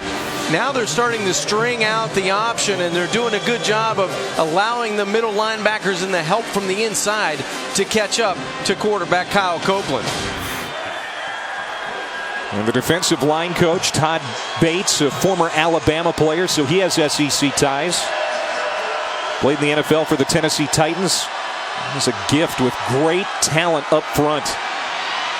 Copeland throws, it's complete. There's Kevin Glears with the catch and a first down. The sixth-year senior will move the chains here for Charleston Southern, a gain of 12. There Just what you need on 3rd and long, Clay. Exactly what you need from Kyle Copeland. Perfect timing on the pass, good spot, good location on the outside, then the effort by Glears to extend the football and move the chains. Only the third completion for Charleston Southern here tonight. They go back to the ground game. Hammond, first down. That's a gain of 14.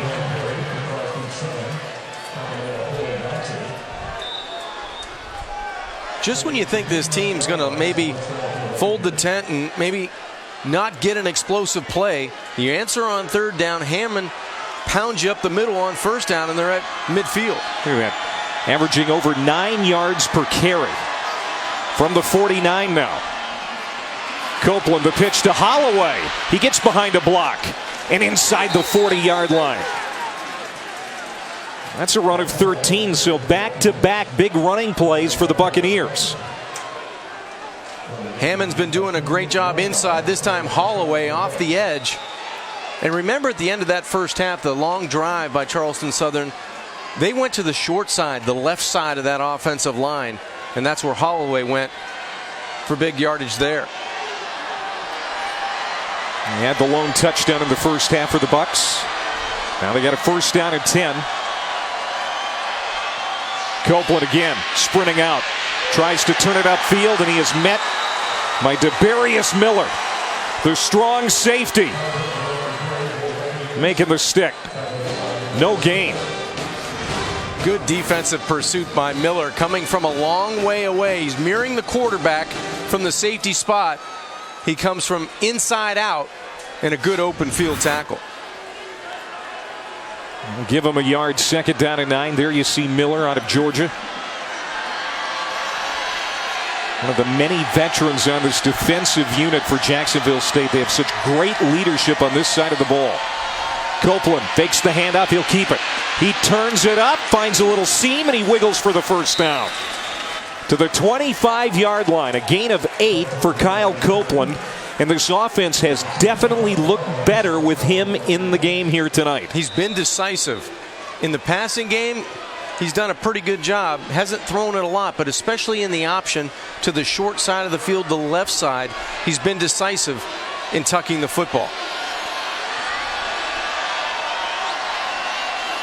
He'll throw it out to the flat. Caught at the 26 by Glears. And then he is tackled almost immediately. There's Miller again. Brandon Bender, the nickelback, number 23, who seems to also always be around the football. He went heavy with the eye black tonight. He was there. And it'll bring up second down. You know, Clay, the first down play didn't look like much, maybe a gain of just 3 yards, but it makes the Gamecocks defensively, especially in the back end, run sideline to sideline. That's when you can get a Mike Holloway or a Darius Hammond up the middle going north and south very quickly here on second down. Copeland.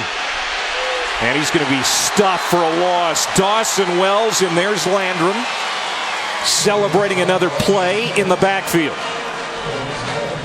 And now we'll see what Gabe Gardenia, the offensive coordinator, decides to do here. Third year as the OC at Charleston Southern. He was Nick Saban's GA in Alabama once upon a time. He definitely wants to stay away from those negative plays on second down, because you can't have consistent success when you run this offense on 3rd and 10 or longer. Chadwell officially calls the plays because he has veto power, but Gardenia makes suggestions, and it's a pass complete. Running into the official was Colton Korn, and that impeded him getting upfield. And it's going to be a gain of 9, but short of the first down. Boy, in that situation, even though you run into the official, you have to know where you are on the football field. Korn's one of these guys, you catch it here after you bump in. You need to get north and south and split those two defenders, and you have the first down. They're going to go for it here. They'll keep the field goal unit on the sideline. 4th down and 1 for Charleston Southern. And Hammond and Holloway will stay on the field in the backfield with Copeland. This should be a dive left. They go right side. Hammond, touchdown! Not only did he get the yard he needed, he got more. And Charleston Southern with a great answer here in Jacksonville. Clay, that's making a statement for Charleston Southern in this offense. Backed up in their own end, they put together one heck of a drive, and it's the exclamation point by Darius Hammond. He goes 16 yards off the right side, 11 plays, 75 yards. And they're right back in this football game. His 7th rushing touchdown of the year.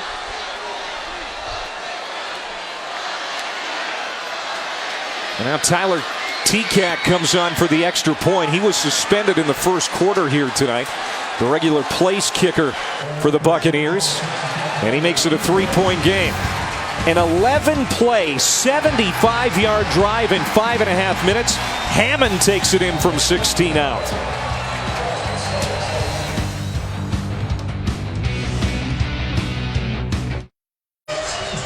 After the 76-yard touchdown run by Pope, Charleston Southern comes back with a 5-minute, 38-second drive. They do what they do best, John. And the running game has been effective, especially since Copeland has come in at quarterback. Hammond, Holloway, and Copeland getting it done on the ground. Spread the wealth on the ground, and that's exactly what Kyle Copeland has done from the quarterback spot. He's made some pretty good decisions, getting the football to Hammond and Holloway, not only north and south, but on the perimeter in the option game. And for Jacksonville State's defense, they only allowed one rush of over 12 yards in that first half.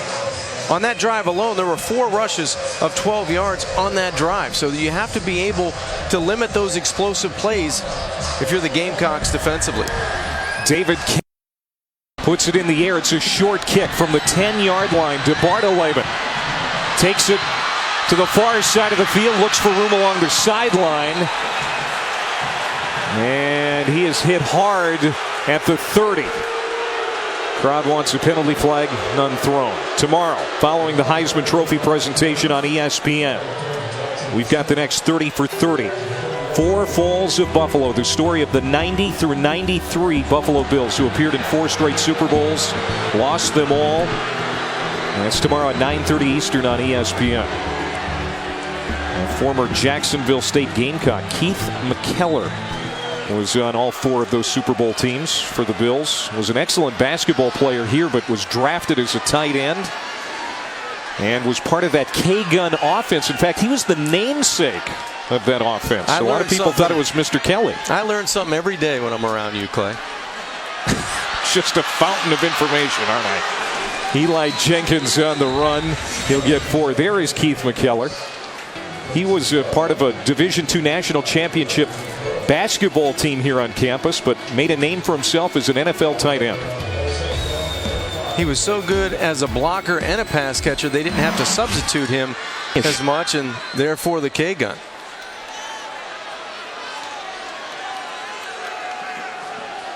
So after that Jenkins run, it's 2nd down and 5. Jenkins going deep. Has a man. Caught. Penalty flag. Ruben Gonzalez hauls it in. Troy McGowan's was there on the coverage. And he may have interfered with Gonzalez, but it may not matter.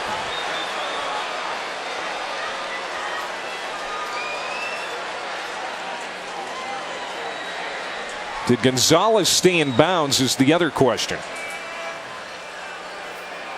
Pass interference on the defense. A penalty is declined.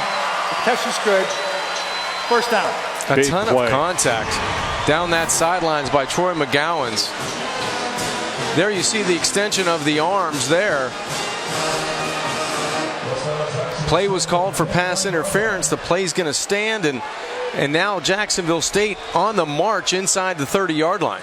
35-yard reception for Gonzalez. And now it's Miles Jones up the middle. Good run on 1st down to the 22-yard line.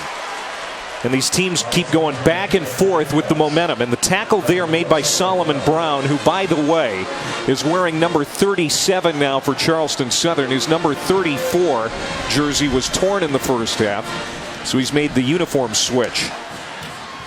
Back to Jones. And he's going to be stopped short of the 1st down. And again, it's Solomon Brown on the stop. No name on his back now. He's played one heck of a football game. You can see he's a little bit gassed right now, breathing heavy. It's warm and humid here. It is, and it's one of those players you depend on with Anthony Ellis on the other side to keep the edges locked down for the Buccaneers defensively. Got up into the mid to upper 70s today here in Jacksonville. 3rd down and 1 for the Gamecocks. Here comes that pressure up the middle. They run right through it with Jones. 1st down and more. Look at that push by that offensive line. Didn't get a great spot, but 4 of the 5 linemen, first team all Ohio Valley this year. And these running backs just enjoy running behind those big guys. Yeah, and the guy in the middle, he directs everything. Casey Dunn, the center. I would expect a little bit of Jenkins, a quarterback run here on 1st and 10.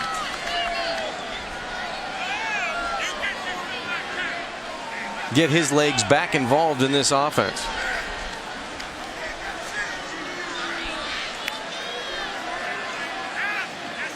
And again, he goes to Jones, and another good run on 1st down, close to the 10-yard line. They'll spot it at the 11.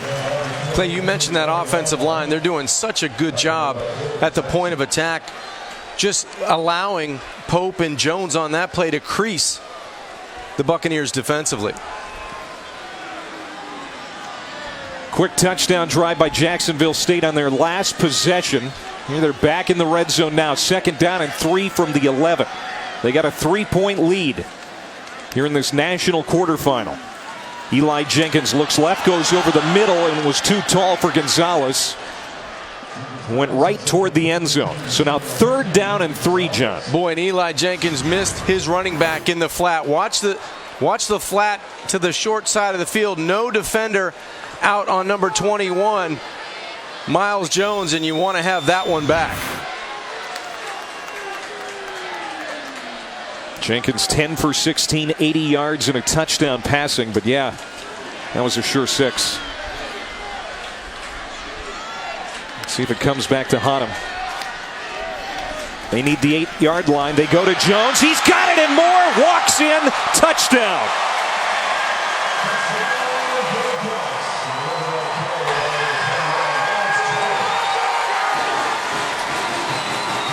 Miles Jones capping an impressive drive for Jacksonville State.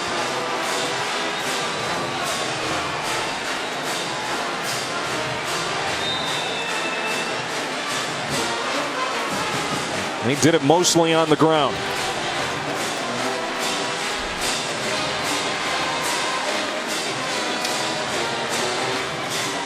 Of course, that pass interference call was big on that drive. Rulu comes on for the extra point, and it's 27-17. The lead again is 10 for the Gamecocks. And the governor of Alabama, Robert Bentley, appreciative.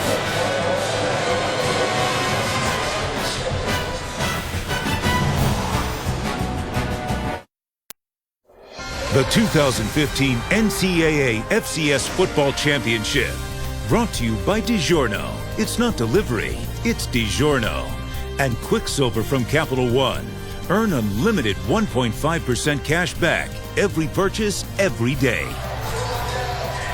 Doesn't feel like 2 weeks before Christmas. No, it doesn't. Even down here in the deep south.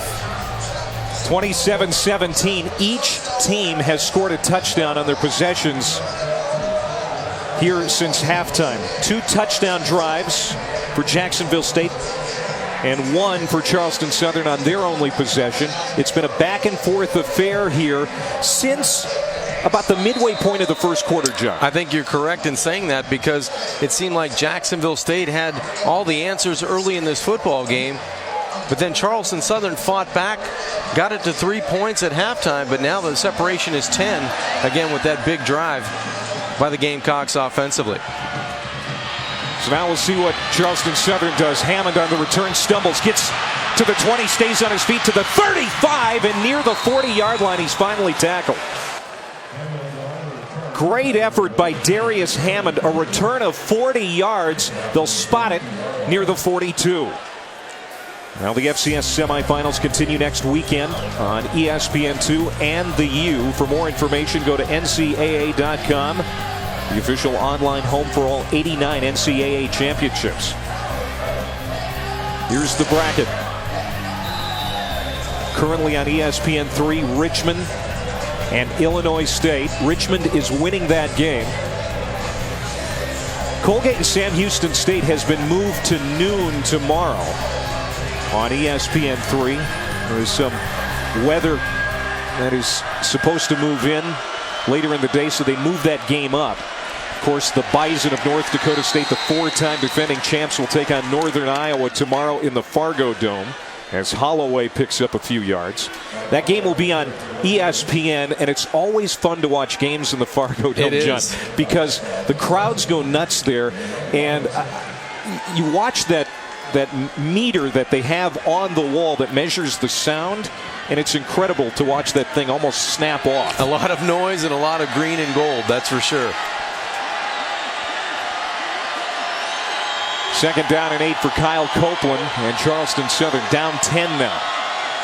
They've been responding all night after Jacksonville State scores. They'll get a couple more here, so third down and fairly long, and this is where it's usually tough for this offense.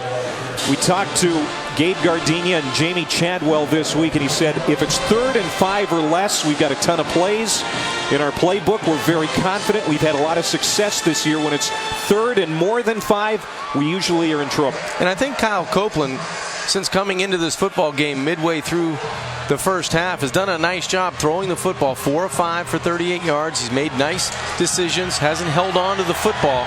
Let's see if they rely on his right arm here on 3rd and 7. They're going to run out of time, so they have to call a timeout here as the play clock was down to 2. 3:48 to go in the third quarter. It's a 10-point lead for the Gamecocks in this quarterfinal.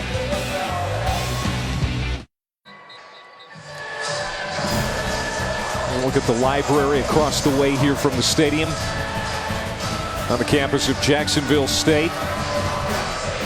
JSU is known as the friendliest campus in the South, and after spending a few days here, John, I would agree. How are we going to argue that? They've been very hospitable to us. It's been a great visit here. After the timeout, we'll see what the Buccaneers do on 3rd down and 7. Well, you have to challenge this man coverage, I would think. Copeland flushed out of the pocket.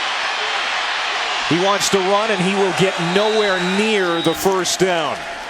Wells and Jackson stop him, and this drive is going to stall out. I would have thought Kyle Copeland would have played a little cat and mouse a little bit longer, try to pump and get that guy to commit, and then just dump it right over his head to Mike Holloway, who would have fell down for the first down. I'm not sure why he decided to tuck that football. I think he could have strung that play out another yard or two and then just dump the football off to his running back, who would have had the yardage for the first down. Burns comes on to punt again for Charleston Southern. Barge is back. This is the first 3 and out for Charleston Southern since the second series of the game. They nearly blocked that. Low kick again, takes a nice roll. Again, that Aussie style sometimes works great. Other times it's not so good. We've seen both instances here tonight. That's a 44-yard punt. Bender nearly blocked that kick by Truett Burns. Now the Jacksonville State rushing attack has been electrifying at times, especially Pope. Romaine Pope having a big night here tonight. 9 carries, 118 yards, and a touchdown. And he's coming off a performance, a career-high 234 yards last week. But it's been a 1-2 punch. Pope and Jones have done a nice job there. Jones goes in from 11 yards, really untouched, to get the 10-point lead. You see the rushing by quarter. Jones also has a touchdown here tonight. He's got the lion's share of the carries, 12 for 61 yards. This is Jenkins keeping it himself on the run. And he'll spin out after a modest gain on first down. McGowan's takes him out. It's a gain of 4. This is where you want to get that initial first down. Anytime you're backed up inside your 10 or 15-yard line, the job as a quarterback, get that first down, and then you can get into your offense.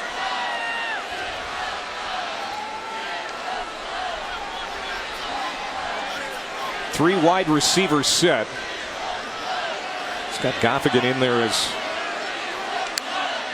slot back, and it is Tremaine Pope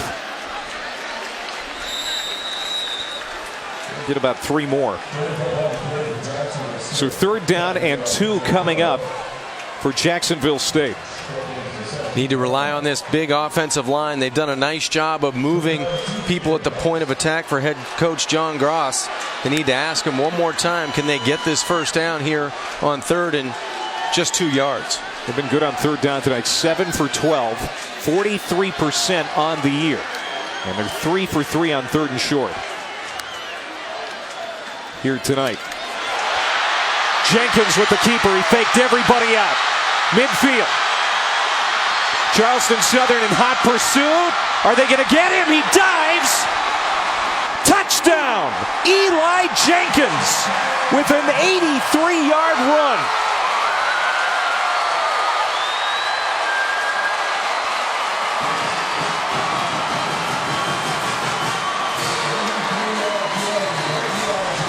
The Birmingham, Alabama native who came out of Parker High School, bringing this crowd to its feet. And Clay had enough juice to reach in and possibly get the touchdown. I'm not so sure they're going to take another look at this or not. That elbow actually hits, but he may have broke the pylon or may have broke the plane of the end zone. But I think that left elbow may have hit just before he's able to break the plane of the goal line. It is under review, and there you see the replay. Robert Sokolowski is our replay official here tonight in Jacksonville, and he's getting a look at it. Either way, what a run. 83 yards if it stands. Just a terrific athlete playing quarterback. There's a reason why he's the Ohio Valley Conference Offensive Player of the Year. He can beat you with the right arm, but man, can he be electrifying with those legs. Came into the night with 2,400 yards passing, almost 1,000 rushing, 29 touchdowns accounted for. He's already thrown for a touchdown here tonight, and depending on what happens on this replay call, if it stands, he's got a rushing touchdown too. And it's got to be indisputable video evidence to overturn the call on the field. Do you see enough there to overturn it? I'm not so sure you can. And the official was right there inside the 5-yard line. At least on the looks that we've seen, there's nothing there to say it's not a touchdown. Eli Jenkins came to Jacksonville State as a defensive back. Quickly, John Gross made him a quarterback, said, hey, I need to use your athleticism. I think you're going to be a great quarterback here at the university. And he has turned into a 3-year starter, leading his team to the playoffs 3 straight years. Well, he's the first quarterback in school history to rush for 3 touchdowns in back-to-back games. He had 3 against Murray State, 3 against Tennessee Chattanooga. The ruling on the field stands. Touchdown. And he's got an 83-yarder to his credit tonight. And for the first time, Jacksonville State opens up some breathing room on the scoreboard. They have not had a 2-touchdown lead here tonight until now.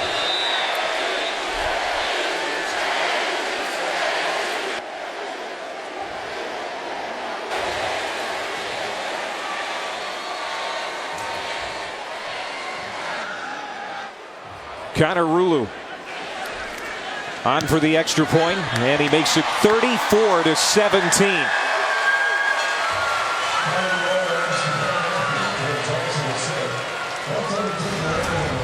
One more look at this 83-yarder. Watch the penetration here on the outside. He really sells out to try to stop the straight dive to Zach Johnson, the spur linebacker. Totally disregards the quarterback, and now you've got a lot of guys that are flat-footed looking at an athlete at top-end speed, and Eli Jenkins go 83 yards.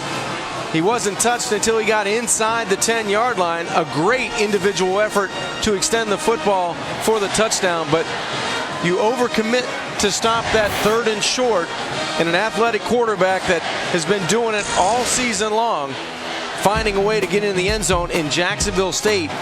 3 series in a row, Clay, coming out and getting 7 points on each drive.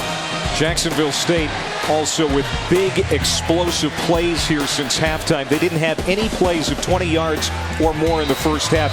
They've had 3 here in the second half. 2 have been long touchdown runs. They've done a spectacular job answering their coach's wishes, coming out, buttoning up, and trying to do things that they've done all year, and that's getting explosive plays more from the ground game than through the air. But anyway, you'll take it here in the quarterfinals. Rouleau to kick off. And he'll put it deep into the end zone. No return for Hammond.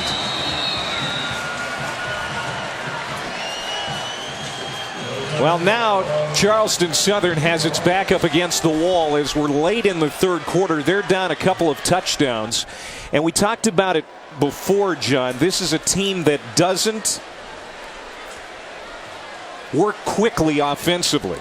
They take up a lot of time on the clock usually when they score touchdowns. Well, that's why they've been so good this year. They've been able to possess the football, play keep away, and still outscore you. But now it's an uphill battle for Kyle Copeland. You don't want to totally disregard what you do as an offense in your game plan, but you may have to go a little bit more up-tempo here. Copeland sprinting out. He'll keep it. And a pretty good run on first down. Gets across the 30 to the 31-yard line. Joel McCandless on the tackle.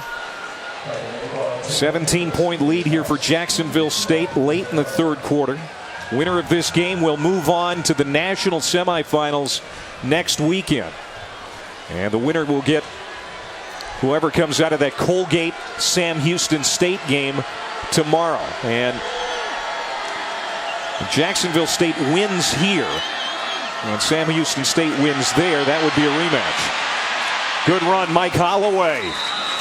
Out across midfield to the 47-yard line. And again, Charleston Southern just refusing to lay down. This is exactly the kind of answer the Buccaneers needed offensively. You don't have to get out of your game plan.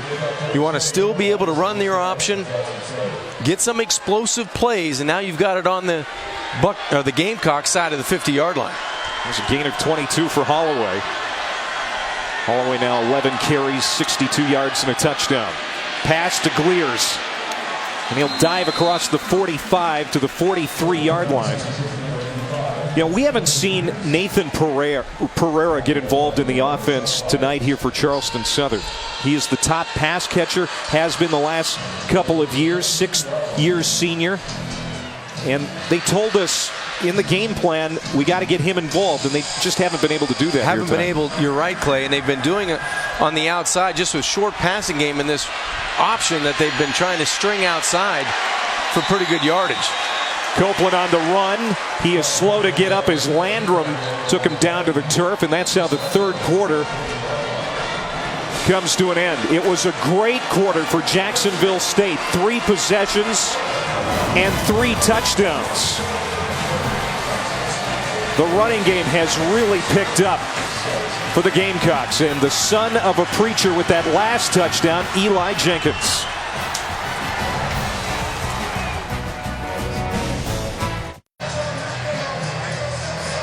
FCS Championship quarterfinal presented by Northwestern Mutual. We head to the fourth quarter in Jacksonville, Alabama. He's John Congemi. I'm Clay Matvick.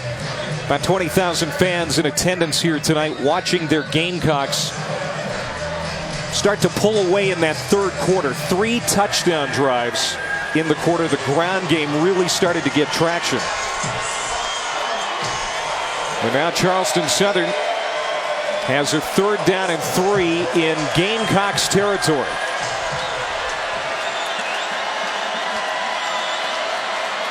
Copeland spins, hands off. Holloway met, pushback.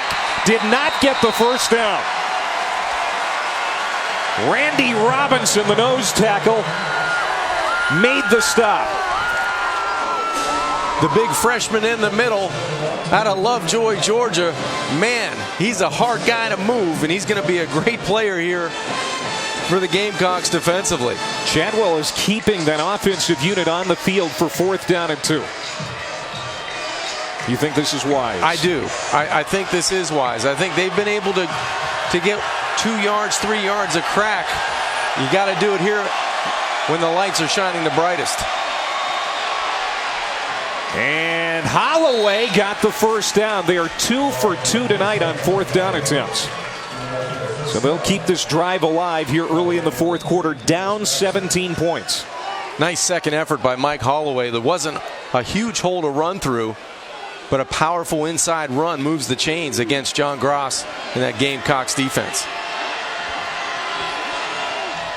Copeland, play action. Throws incomplete. Well, there was definitely pass interference. Yep, there it is. It was a late flag, but it was thrown, and that's going to be against Jermaine Huff. And you know what, Clay? It was on both sides. It looked like Nathan Prater, the tight end for Charleston Southern, was going to get behind coverage, and he was held.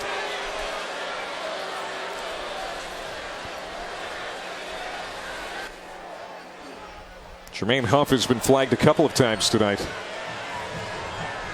We haven't seen a ton of penalties in this game. Actually, it's been a well-executed football game on both sides. There are 2 fouls on the play. Holding. Number 4 in the defense. That penalty will be declined. Pass interference. Number 2 on the defense. That penalty will be accepted.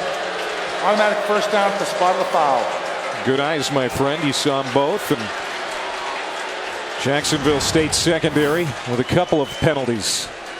This is the one that was accepted. The pass interference on Jermaine Huff. Huff just getting in maybe a count early on the back of the receiver, and that's going to be putting the football around the 21-yard line. That's the 5th penalty against Jacksonville State. And 3 against Charleston Southern tonight. Neither team has turned the football over either.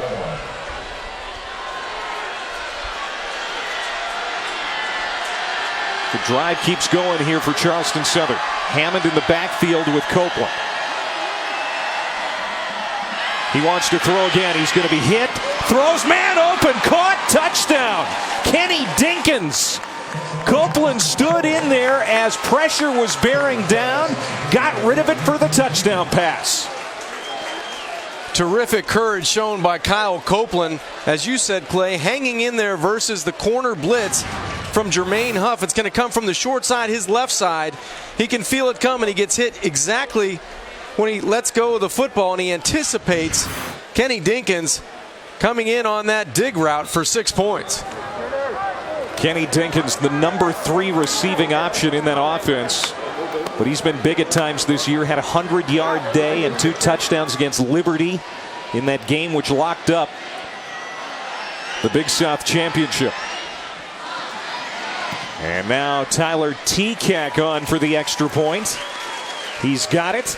And it's a 7-play, 75-yard touchdown drive in under 3 minutes for Charleston Southern. Copeland to Dinkins. And don't count out the Bucks just yet.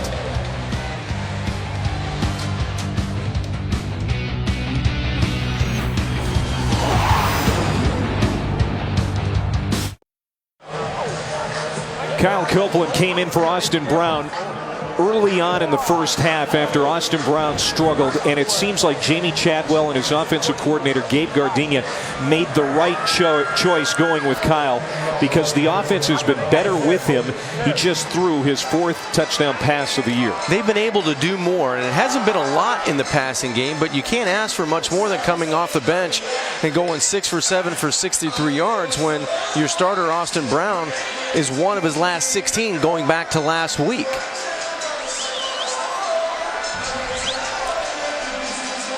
So the Buccaneers back within 10. And now their defense has to bow its neck. That was a short kick. And special teams for Charleston Southern has been spotty here tonight. Good field position for Jacksonville State. Don't forget tomorrow, it's the Heisman Trophy presentation. Who's going to win it? Henry, McCaffrey, or Watson? You'll find out tomorrow at 8 Eastern on ESPN. Also streaming live on Watch ESPN. And here are their numbers from the conference championship games. It's interesting. Charleston Southern middle linebacker Zane Cruz, he's number 43. He's been involved in a lot of tackles here tonight. Went to the same high school as Derrick Henry. Yulee High School in Yulee, Florida. There's Jenkins, and he'll get a couple. Jenkins has been spectacular tonight on the ground, 13 carries. And there's the teammate from Yulee, Florida. And I think Henry's going to win that Heisman Trophy, by the way. He's had a good year for the Crimson Tide. It's the only, well, one of 2 losses for Charleston Southern this year was to Alabama. The other one was to Troy. Neither of these teams have lost to an FCS opponent this year. Tremaine Pope, he's had a big night. He'll get a few more yards. They think that Heisman voting is going to be very close this year. Maybe the closest vote since 2009 when Mark Ingram won it, another Alabama player. First Alabama Crimson Tide player to win the Heisman. So a 3rd down and 6 here for Jacksonville State. 12.5 to go. Winner goes on to the national semifinals next week. Jenkins has time to throw. Cocks his arm, fires complete to the 49-yard line of Charleston Southern. Josh Barge with another catch. That combination has been really good for this offense the entire season, and a good setup move by Barge. He really didn't come off the line of scrimmage 100%, got to the inside, and then an accurate and on-time throw by Jenkins moves the chains. They say Barge has the smallest hands on the team, but you'd never know that by the way he catches the football. Jenkins on the keeper, and another big play for the quarterback. He could go. One man to beat. Dives again. Did he get it? Yes, touchdown. For the 2nd time tonight, he reaches out for the pylon and gets in.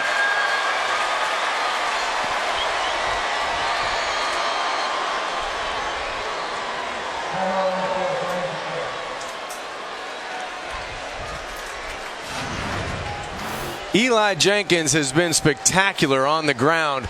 Another individual effort. I think this one's going to come back inside the 1-yard line, but what a great effort to reach for the end zone again. Looks like, though, this time he may be about a half a yard short. Dalton Screws was slow to get up, but now he is, and he's making his way to the Jacksonville State sideline. What another great run for Eli Jenkins. The ruling on the field was a touchdown. Robert Sokolowski, the replay official, is taking another look, and we think that this is going to be ruled down at the 1-yard line. It looks like his right hip and right leg land before the ball breaks the pylon inside the 1-yard line. Here's a really good look at it. Watch the hip there, and I don't believe the ball is even close to breaking the plane of the goal line. He had an 83-yard touchdown run on the last series. This one ruled a touchdown on the field, but we think this is going to be 1st down and goal at the 1. What a performer. He's been dynamic with his legs, and it's been up the middle of the field. And then forget about it when he's in the open field. You're going to have a hard time trying to track down Eli Jenkins. Jacksonville State now 469 yards of total offense. It was a little choppy at times there in the first half, especially that second quarter after they jumped out to the 10-0 lead. Charleston Southern really locked them down, but since the third quarter started, this offense has been hard to stop. And they're doing it against the defense that have held 8 opponents to less than 300 yards of total offense. This is a very good defense in Charleston Southern, but they're being gashed on the ground. 379 yards so far with 11:56 left to go. The ball will be placed at the half-yard line. 1st and goal. The runner's right hip. Contact at the ground prior to the ball. That's the right call, even though the Jacksonville State fans don't like it.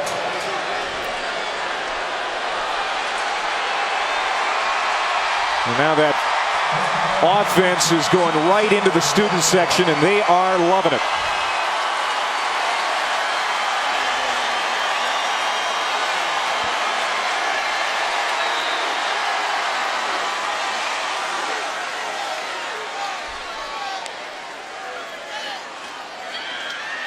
Pope. No signal yet.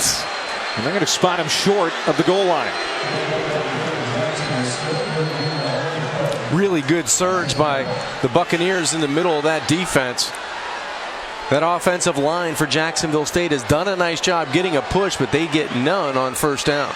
First and goal. Zane Cruz on that last tackle. I'm going to whistle this dead. Penalty markers down.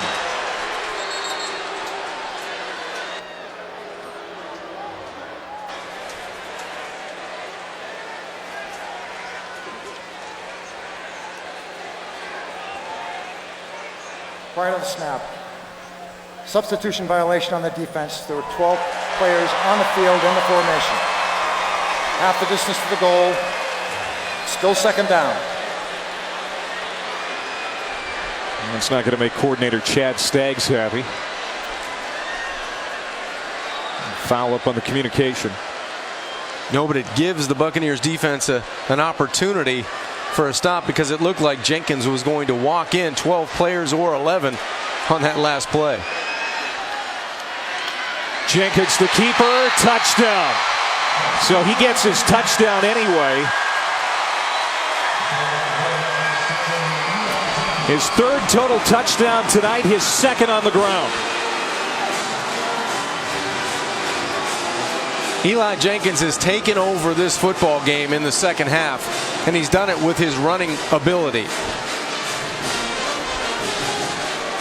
Big play after big play for this offense. And they put a 40 spot waiting to tack on an extra point to take it to 41.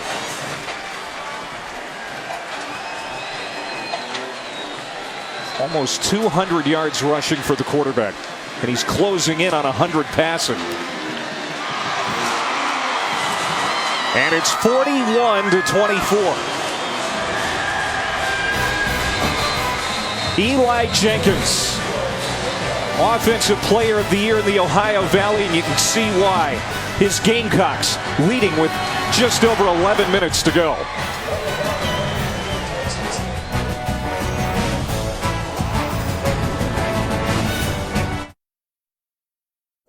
The 2015 NCAA FCS Football Championship is presented by Northwestern Mutual, proud to be an official financial planning partner of the NCAA, and in part by Dr. Pepper and college football. It's a one-of-a-kind tradition.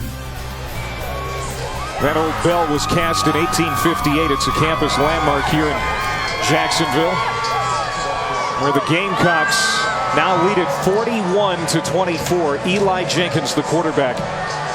And this offense has had it 4 times here in the second half, and they've got 4 touchdown drives. Separation in the second half by the Gamecocks offensively, all led by their quarterback, Eli Jenkins. And the last drive, 6 plays, 64 yards in under 3 minutes. Not only have they been scoring on these drives, but they've been explosive plays that have gone along in those drives. Darius Hammond on this return for the Buccaneers. He's across midfield, on his feet, to the 30, the 25, and finally run out of bounds near the 21. And the kicker had to do it. Said it before, John. Charleston Southern just will not lay down. Hammond has been close on special teams to getting to the open space, and this time he breaks about 3 tackles. He has the kicker left to beat, a little stutter, and then start again. Excellent field position, close to the 20 at the 21-yard line. So Hammond does his job on special teams, and now let's see if Kyle Copeland and the rest of this offense can get it in the end zone with 10:54 left to go in this game. It's a good field position for Copeland and company after that 67-yard return.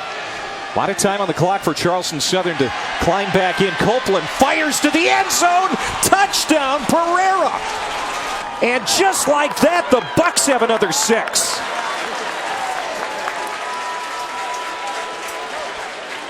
We wondered when he might make a contribution here tonight. Well, there it is. Well, the last throws by Kyle Copeland shows great anticipation. Just as he's coming out of the break, he throws it over the linebacker in front of the safety. Just a terrific job by Pereira to go down and get it, but even better by Copeland in his anticipation on the touchdown. And Pereira will hold on this extra point try by TCAC. And to try and make it a 10-point difference.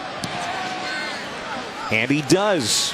What a second half we have seen here in Jacksonville tonight. These two teams have combined for 7 touchdowns and just 1 punt since halftime. It was Pereira on that last reception, and the Bucs are back in it, down 10.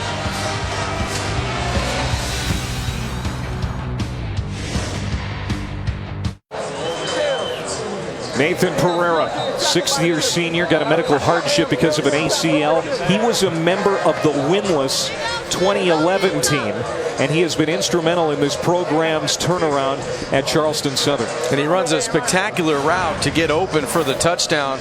Pereira is going to stem outside and then break to the inside, but watch the anticipation by Kyle Copeland. He's going to throw it to the open area here where there's 0 defenders for Jacksonville State. Just a good anticipation and a better route by Nathan Pereira, his 5th touchdown on the season. Copeland 7 for 8 for 84 yards and 2 touchdowns, so he's come off the bench to do a great job and to close the gap to only 10 points for Charleston Southern.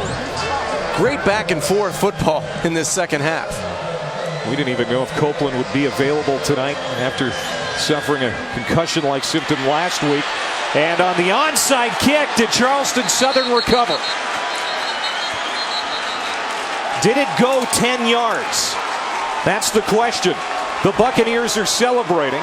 It might have hit the big fella, Bailey, on special teams before it went 10 yards for Charleston Southern. Brandon Rowland recovered for the Buccaneers, but did it go far enough? Let's take a look just to the right of the kicker, 59 in white. See if it grazes his leg or his arm right there, the back of his leg. It may have hit Bailey before the ball went 10 yards. The kick was recovered by Charleston Southern. However, there was an illegal touch before the ball advanced 10 yards. The Jacksonville State's ball at that spot. First down. Talked about how special teams have kind of blown up in the face of Charleston Southern throughout the night at times. There's another case, and it gives the Gamecocks great field position. Yeah, that was the last thing you wanted to do with 10:45 left to go. I know head coach Jamie Chadwell probably feeling like they needed to gamble. They wanted to keep that momentum on their side. But it looked like it hit Bailey in the back of that left leg as the ball did not travel 10 yards.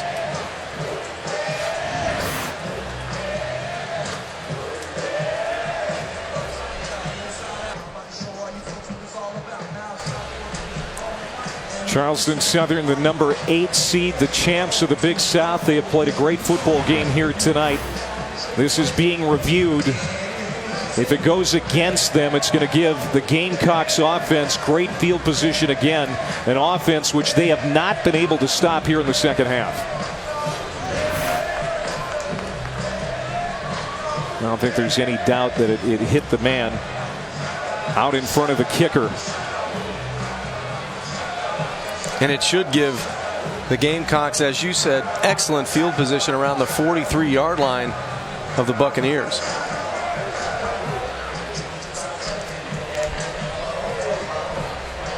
These two teams have never met before. And they have played a game here tonight that no one around here is going to soon forget. I agree with that. It's been back and forth in this second half. It was just 13-10 at halftime. Not sure if we were going to see much offense in the second half, but we've seen a lot. 8 total possessions for the two teams combined since halftime at 7 touchdowns. 72 total points on the board. We still have 10:45 to go. Winner goes on to the national semifinals to play either Colgate or Sam Houston State. Both of those programs pulled upsets last week. Neither team seeded. They'll go at it tomorrow. Here's the call. ruling on the field of an illegal touch is confirmed. The ball was touched by number 59 at the 43-yard line prior to the ball going 10 yards. Kind of an oh shucks First there down, from Jamie Chadwell. He gambled, and it didn't go their way.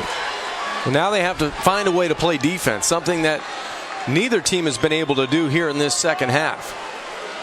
You have to keep this explosive offense and quarterback Eli Jenkins from making another big play.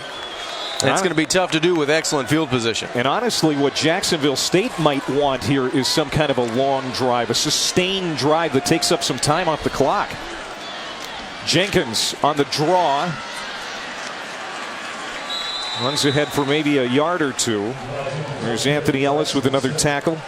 Helped out by Aaron Brown. His dad was his high school coach. Grew up with Josh Barge, who's the star receiver on the other side. Now Charleston Southern showing blitz. Jenkins will check the play with just over 10 minutes to go.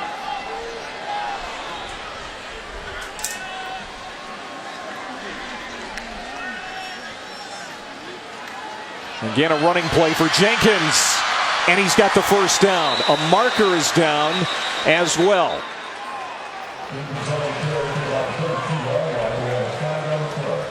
This one's coming back. Holding. Number 75 on the offense.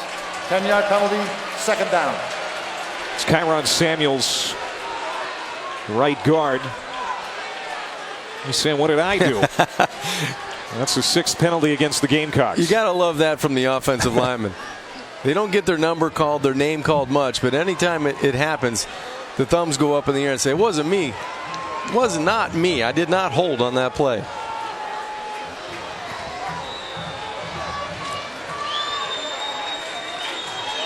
Senior from Fairhope, Alabama.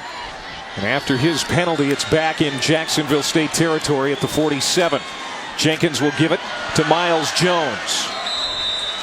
And he'll get to the 46 of the Buccaneers. Lorenzo Mathis, the sophomore, free safety, makes the tackle. It's a gain of 6 yards. This might be the most important defensive play for the Buccaneers right here on 3rd and long. They have to find a way to stop quarterback Eli Jenkins and get off the field.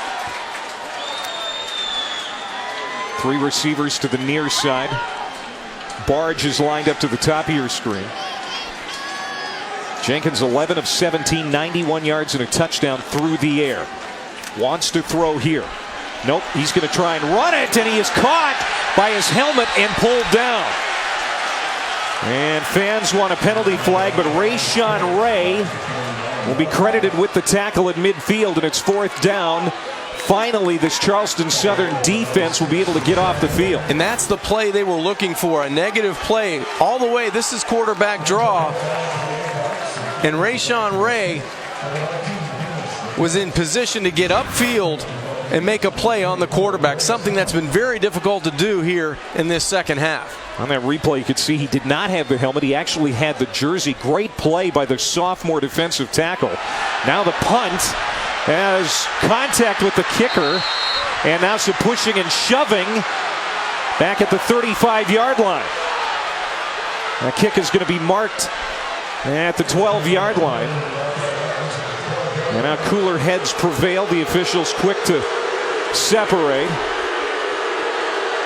as there's a lot on the line in this game. A berth in the national semifinals next week. The punt by McGinnis gets off. No penalty flags, but there are some tempers. Back in a moment.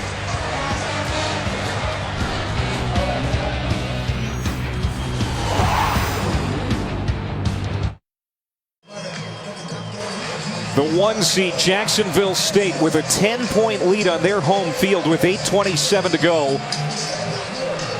There is Jamie Chadwell. His Charleston Southern Buccaneers have it at their own 12-yard line. It was a great job by the defensive unit to get off the field, get the football back for the offense. And now these Bucs have been coming back all night. They're down 10 with plenty of time on the clock. They'll run it.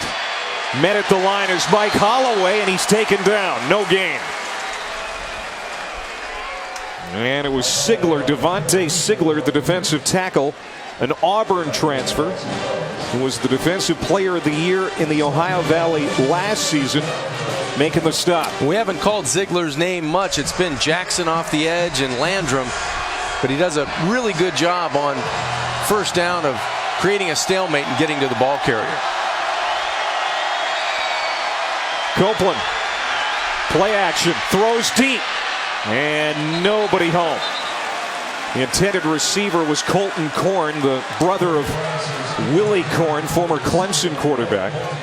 And that'll bring up 3rd down and 10. That was a very important defensive series for Charleston Southern. Jacksonville State, if they could have taken a couple more minutes off the clock, got into field goal range, even just got 3, it might have put this game out of reach. As it happens, there's still an opportunity here for the Buccaneers, but now they've got a 3rd and 10. And now they have to be able to convert through the passing game, and Kyle Copeland, who's 7 of 9 on the evening.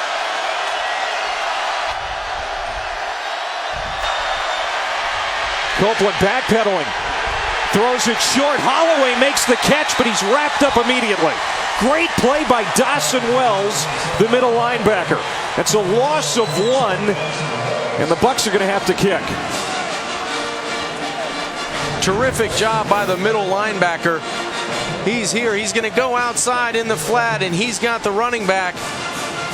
Man-to-man coverage to the field. He reads it right away. He almost makes a play on the football, does Dawson Wells. Kyle Copeland trying to make a productive play on 3rd down. Just couldn't get it done. And he has played so well tonight, but you can see the frustration as he walks off. And now having to punt for the 6th time tonight, Truett Burns, and he's going to have to do it from his own end zone. And this is going to be whistled dead.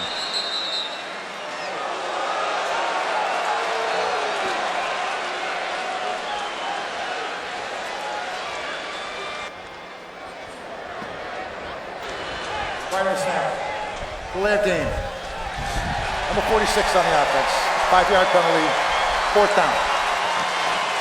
And now Burns is going to have to punt from the back of the end zone.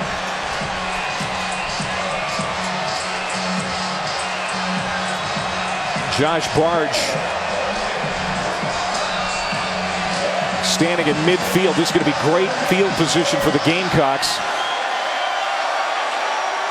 And this is probably the loudest this stadium has ever been.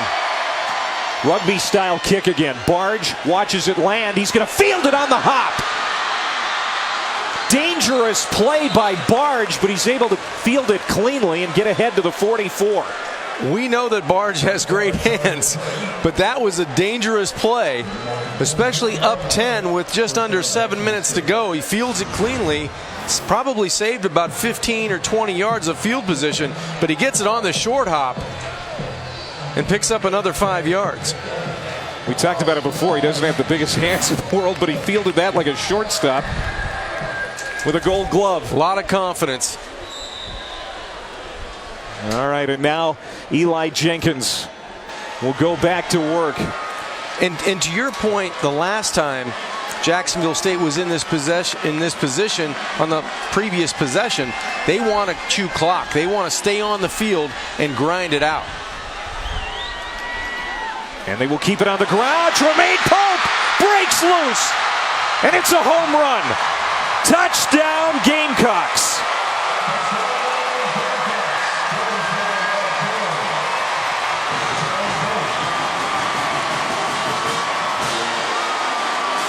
Could that finally be the haymaker? We'll have to see. Another explosive play by the Gamecocks offensively. We've seen Eli Jenkins go the distance, this time 44 yards right up the middle for Tremaine Pope.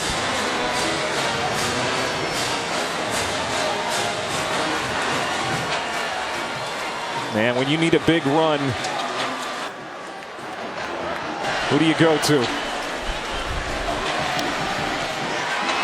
You go to your best offensive weapon, and for John Gross, that is Tremaine Pope. And the running game in the second half has been devastating. Pope does a great job of following his blocking, but then just uses that speed. Once he got about 5 yards into that second level, no one in a white jersey was going to catch him. You can see everybody committing to the run and not a safety in the middle of the football field to stop Tremaine Pope. Look at the numbers in the ground game for the Gamecocks. 194, 168, and 67, all with touchdowns.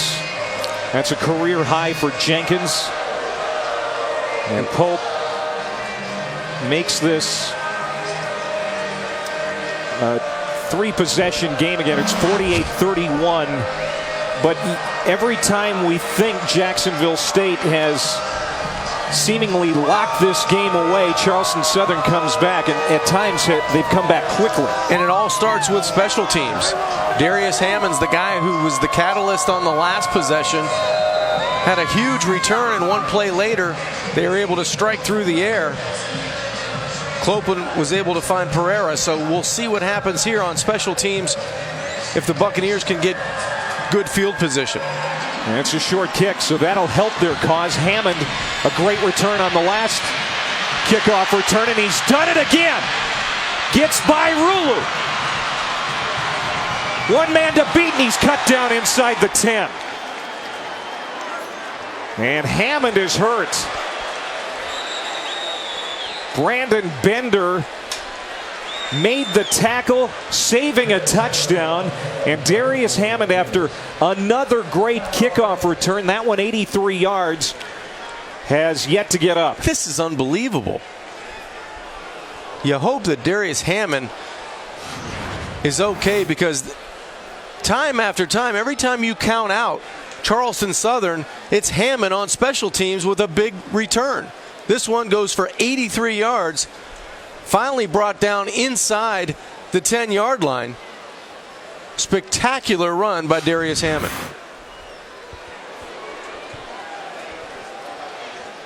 It's hard to tell what the training staff is looking at. Maybe his right arm or right shoulder. Darius Hammond has been the primary kickoff return and punt return man all season for Charleston Southern. And what a weapon. And as you said, Clay, when you count them out, it's Hammond in special teams with a huge return.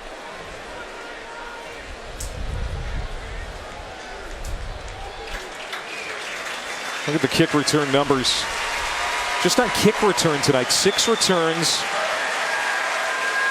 averaging over 40 yards per return, 241 total, and that's not counting the 91 yards on the ground he has in a touchdown. From his running back position, he's just been outstanding. 332 all-purpose yards. A lot of career nights in this quarterfinal game on both sides of the football. Charleston Southern under Jamie Chadwell, who has turned this program around in the FCS postseason for the first time in program history, and they have not disappointed. So they've got it, first down, goal to go. They mark it at the 6-yard line after that dynamic Hammond return. Now they've got to get it in quickly, John, because time is working against them at this point.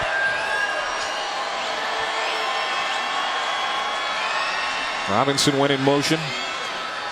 They fake it to him. Copeland on the keeper. And he's met at the line of scrimmage and spun down by McCandless. Second down and goal to go, and the clock is moving. Just over 6 minutes to play. Great penetration by that front 7. Really altered the play inside the 5-yard line. The big guys up front getting into the backfield and disrupting the timing on that first and goal. First time on national television for Charleston Southern. Trying to stay in this football game late. Copeland again. And this time he's going to be smothered for a loss. There's Landrum. Flag comes in.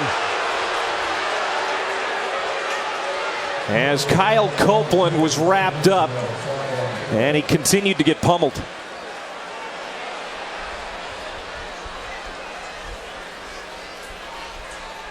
Personal foul. Face mask. Number 3 on the defense. Half the distance to the goal. An automatic first down. That's the weak side linebacker, Joel McCandless, out of Birmingham. Well, there was about 2 or 3 jerseys around the quarterback, Kyle Copeland. McCandless got his hand on the face mask of Copeland at the end of this play. He's going to come from the middle of the football field, number 3 in red. Right there. He tugs on the face mask, and that's going to help Charleston Southern hopefully get into the end zone. First down and goal. Copeland hurdles a tackler, got to the goal line and in. Touchdown, Kyle Copeland. His 3rd total touchdown tonight and first on the ground.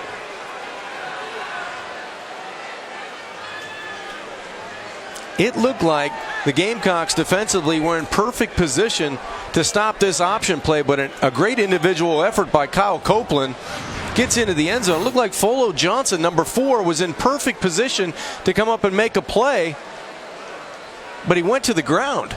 Maybe he slipped. Maybe he lost his footing inside the 5-yard line.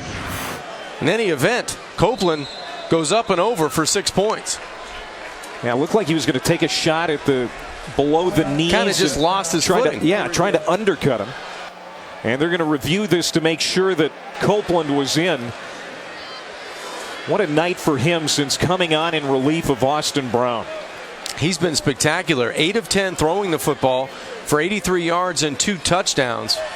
And on the ground, 14 rushing attempts for 47 yards and a touchdown. And here on 2nd and goal, he leaps over Folo Johnson and looks like he's in for 6 points. Yeah, it's got to be indisputable video evidence to overturn it. And based on this, yeah, they do confirm it. Touchdown, Charleston Southern. And great here effort. We go again. Matching a score with a score. The extra point is pending here, but this might be a 10-point game again with 5:36 to go. Here's Tyler Tekak. Again, was suspended for the first quarter here tonight by the coaching staff. A regular place kicker, and he bangs it through. 48-38. Charleston Southern answers again, made possible by that great return, Darius Hammond setting up the touchdown run by the quarterback, Copeland. When you hope Hammond's okay, because he's had one heck of an individual performance, over 300 yards in total offense. And Kyle Copeland coming off the bench doing an excellent job as well. So it's been Hammond and Copeland on the offensive side, the catalyst for the Buccaneers. It looks like Hammond is still trying to shake that off. It appears that it's his right arm or shoulder.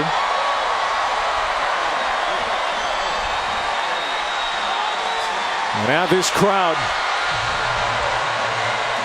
getting back behind their Gamecocks.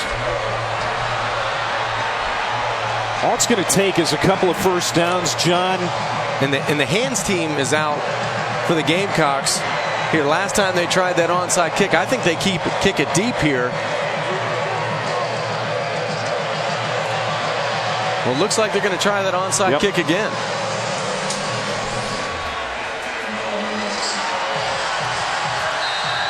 David Kennedy will do the honors kicking the football. Takes a big bounce. Oh, good job by the hands team. It's Josh Barge. He went airborne to pluck that out of the air and recover it for Jacksonville State. Just as he does on the offensive side of the football, catch the ball at its highest point.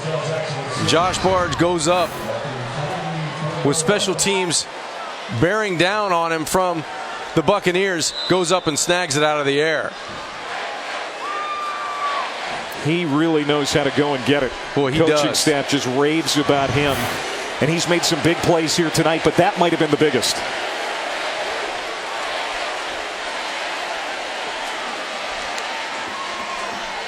Now we'll see if they can sustain a drive and take some time off the clock. It's Tremaine Pope breaking free again.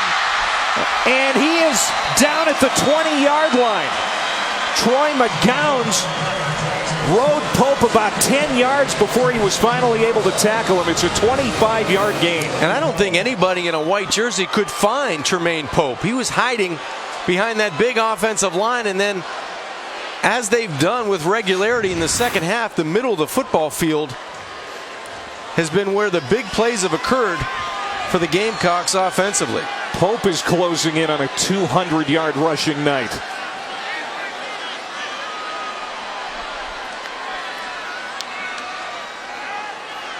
And it's Pope again. Tremaine Pope was terrific last week in the win over Chattanooga, a win that they secured in overtime, 41-35.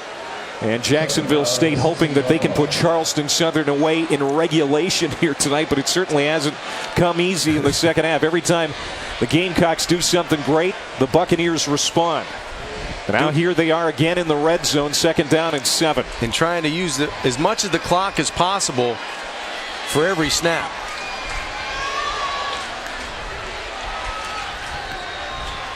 Jenkins fakes the handoff, and he'll dive inside the 15-yard line. And it looks like the Buccaneers are going to take a timeout. And they'll have one remaining. Meanwhile, Jacksonville State has 3 timeouts left. 4:08 to go here in Jacksonville. And don't forget tonight after our NBA doubleheader, Lakers and Spurs tonight. Kevin Connors, Jay Harris will have SportsCenter at night. They'll have the highlights from the Celtics Warriors. And Steph and the boys are going to try and go to 24-0. As well as everything else. SportsCenter at night after Lakers Spurs on ESPN and streaming live on Watch ESPN.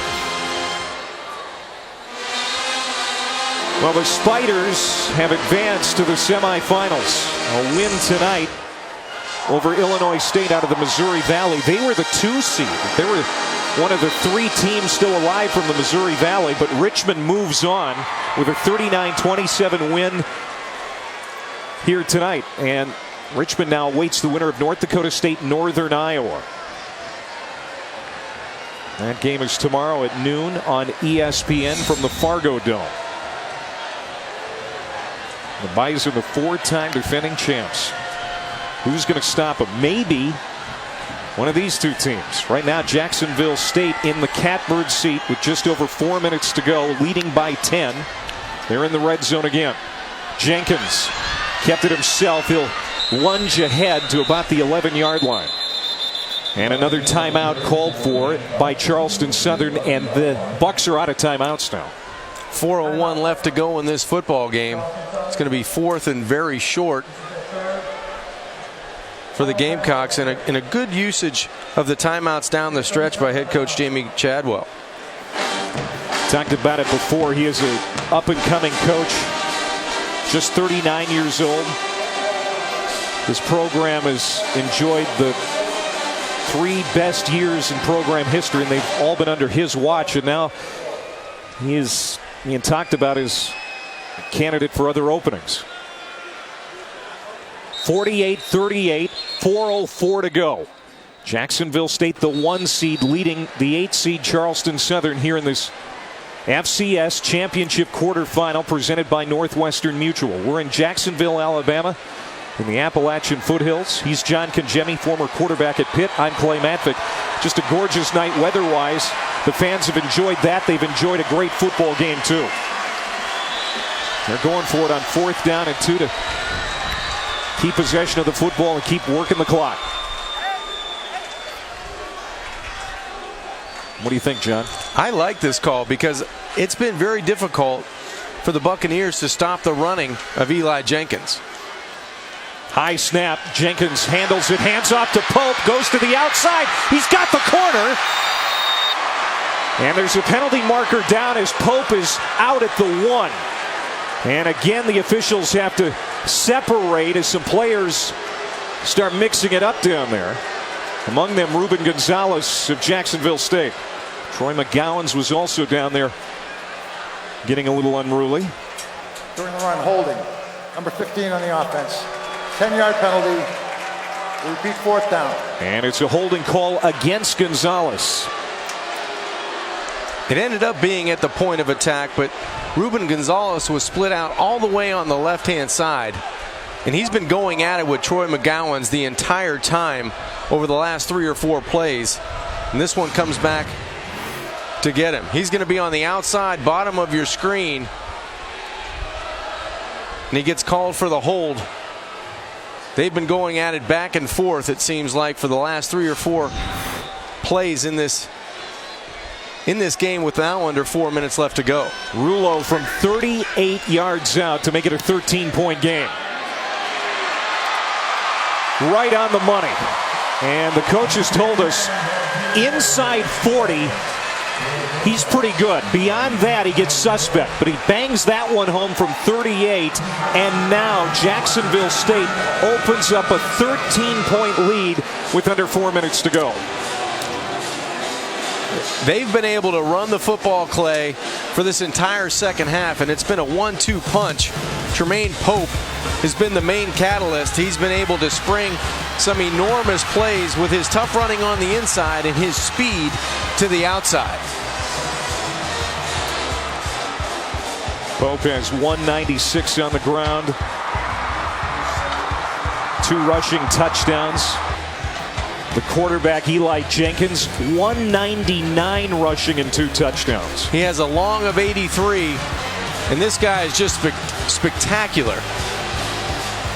He can beat you with his arm, but tonight it's been the legs of Eli Jenkins, the Ohio Valley Conference Offensive Player of the Year. He's just been doing a spectacular job.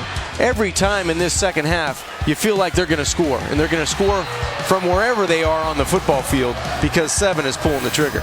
Champions of the Ohio Valley. They were ranked #1 in the FCS for a good part of the year, in large part because of Jenkins and Pope offensively. But it's a veteran team, and when you talk to John Gross and the coaching staff, they'll tell you the vets, the leadership on this team, it's made all the difference. And they could be 3 minutes and change away from moving on. Hammond, he comes back out for another return, and he busts loose again. This time they're going to cut him down, though, before he can do too much damage, and they'll spot it at the 33-yard line. He's a battering ram when he needs to be, and he's really good in space. Just when you think you've slowed him down, he's able to break multiple tackles and get the football, advance the football outside of the 30-yard line. And I know he's not 100% right now. Nice Winston as he gets up after that return. Austin Brown makes a reappearance. The quarterback throws a strike to Kenny Dinkins, and that's a first down catch as Austin Brown completes his first pass of the night. Obviously, Kyle Copeland, who's been the catalyst of this turnaround after the second quarter, is injured on the sidelines. Brown hit. Ball pops loose, but they're going to say it was incomplete. It was tipped. And Brown takes a shot from Sigler.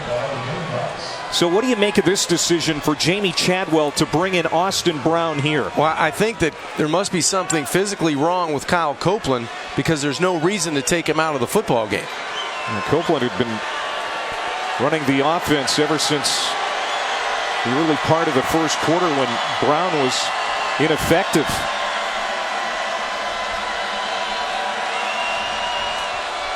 Penalty flag is down. Brown steps up, throws incomplete.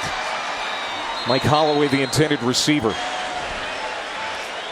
Is it a possibility that in this hurry-up offense, Brown, the senior, is just more efficient at it? Maybe, but from what I've seen tonight, I don't have to see any more. I think Kyle Copeland actually... On the offense, more than 4 players in the backfield. The penalty will be declined. Third down. So now third down. The spotlight doesn't look too big for Kyle Copeland in any style of the offense that I've seen tonight. I misspoke. I said it was 1 completion on the night for Brown. He has 2. But Copeland, 8 for 10, 83 yards, a couple of touchdown passes. He's also run it 14 times for 47 yards and a touchdown, but he looks on from the sideline. Austin Brown, the senior, throws, caught by Korn. No, they're going to say incomplete. Korn can't believe it. He thought he got his hands up underneath that. And now it's 4th down. And that was a very good throw by Austin Brown. It had to be, because there was excellent coverage on Korn to the outside. Perfectly thrown football on the outside. The ball's bobbled initially. It looks like it hits the ground there, and then back into the arms of Korn. I don't think he ever had... He didn't complete the catch. He never had possession of the football, and the ground actually helped him with the catch. And they're not going to call down from upstairs, so no review. That play's going to stand. And now more penalty flags. Could be delay of game. Yep. Right of the snap. Delay of game. On the offense, number 4. 5-yard penalty, 4th down. It's always hard, even if you're a veteran quarterback, to come off the bench and get right back into the rhythm of the game with 3:11 left to go. And that was a really good throw by Austin Brown on the last play, but you don't want to compound your misery by getting a delay of game in this situation. 13-point deficit for Charleston Southern with 3:11 to go. 4th and 15. They're out of timeouts. They need the 42-yard line to pick up a first. Brown pitches. And Holloway gets it across midfield, but that's all the further he'll get. E.J. Moss makes the tackle, and Jacksonville State will take over on downs with 3 minutes and 6 seconds to go. Back and forth football game in this second half. Interesting call on 4th and so long, but let's give credit to this defense getting a 4 and out here with the ball at midfield and 3:06 left to go. And the Buccaneers from Charleston Southern without any timeouts remaining.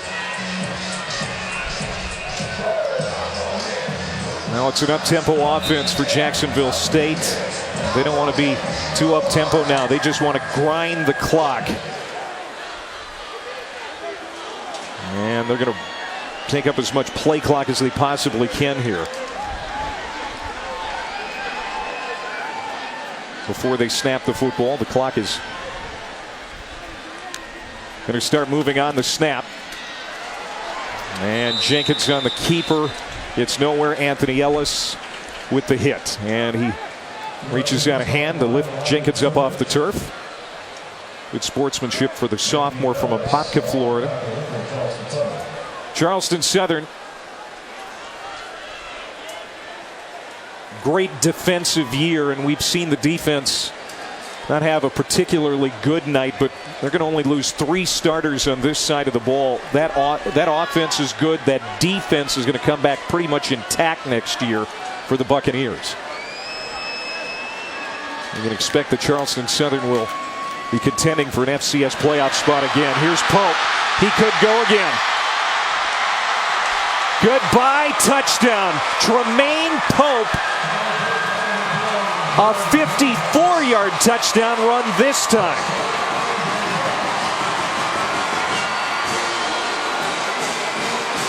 That's his 3rd touchdown run this evening.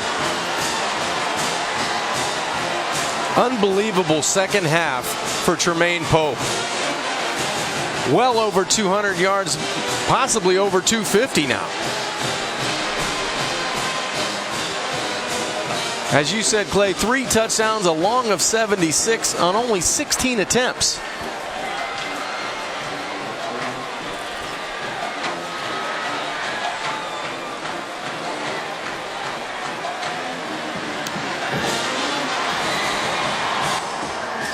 Almost 600 yards of total offense. Over 500 of it have come on the ground. And it's been a surge in this second half for Jacksonville State. Almost every time they touched the football, they found the end zone. And it's been behind Tremaine Pope. 250 yards on 16 carries, 3 touchdowns. And I know quarterback Eli Jenkins has had a career evening on the ground, but number 24 has as well. 208 yards in the second half and 3 touchdowns. Remember, this game was 13-10 at halftime. I know. In favor of Jacksonville State. It has been an offensive show on both sides here in the second half, but especially the Gamecocks doing what they do best, explosive plays, and especially Eli Jenkins and Tremaine Pope have been responsible for many of those here tonight. It's been fun to watch on both sides, and let's give credit to Charleston Southern. It seemed like every time the Gamecocks would score, the Buccaneers found a way to get back into the end zone and back into this football game, but it was just too much of Jenkins and Pope down the stretch to get the separation at 58-38.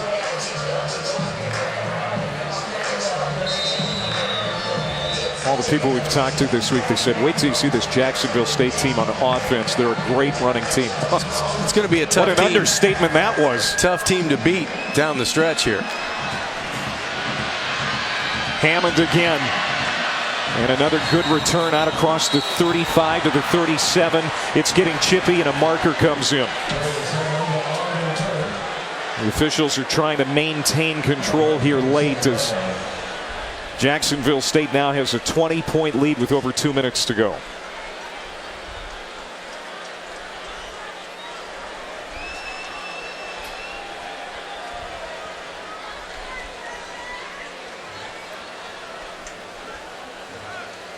That guy was coaching high school football just a few years ago, and now look at the job he has done with this team. There are 3 dead ball fouls on the play. Personal foul for a late hit. Number 24 on Charleston. Unsportsmanlike conduct. Number 38 on Charleston. Unsportsmanlike conduct. Number 6 of Jacksonville State. Those fouls will cancel each other. It's first down. Charleston Southern. This is unfortunate that it's coming to this now, as we have seen a great football game here tonight in Jacksonville, Alabama. The number of touchdowns we've seen in this half now amounts to 10. It's been spectacular, the amount of offense that was generated just in the second half alone. I think that Jacksonville State's close to 599 of total offense.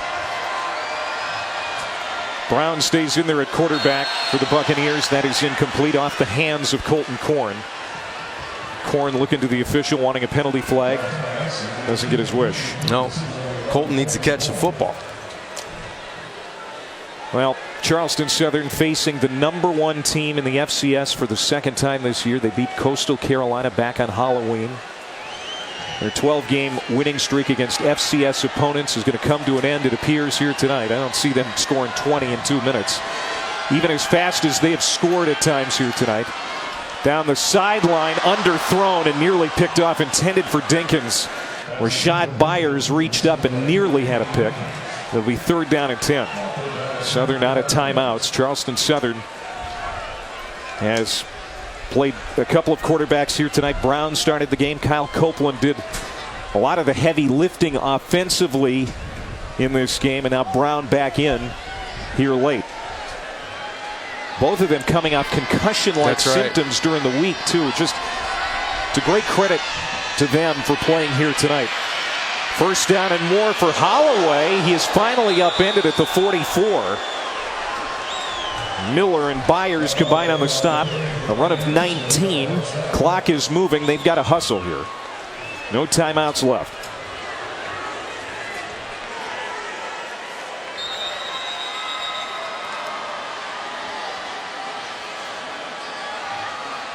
Officials timeout on the field. An officials timeout.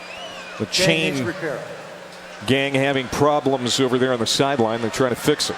And that'll allow Charleston Southern to get in the formation they wanted to get into and the play that they wanted to call.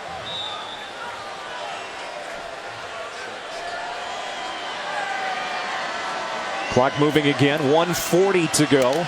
Buccaneers out of timeouts. Brown will heave it deep downfield into double coverage, and they're going to throw a flag here. Jalen Hill pleading his case, falling on deaf ears. That's an ill-advised penalty by the junior from Marietta, Georgia. And that ball was well overthrown as well, so no reason for Hill. All he had to do was locate the football and run with the wide receiver. I think Coach Gross talking the same language. Well, and he thinks it was uncatchable. The pass was too high. Pass interference. Number 11 on the defense. 15-yard penalty. An automatic first down. But it is going to be a penalty against Jalen Hill, the starting cornerback for the Gamecocks. So they'll spot it inside the 30-yard line.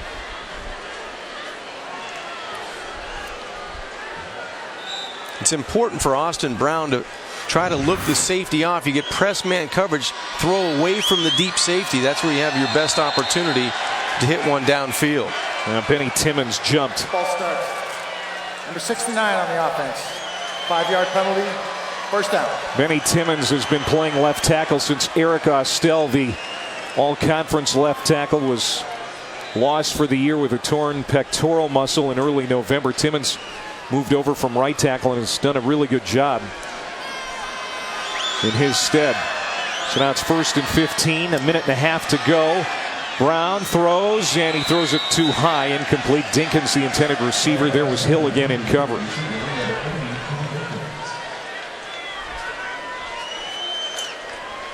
So hard for Charleston Southern to go completely out of what they do. You know, they came into this game being able to rely on time of possession, and it seems like they've since halftime have been playing catch up. Yep. They've been able to keep pace but never could close it closer than 10.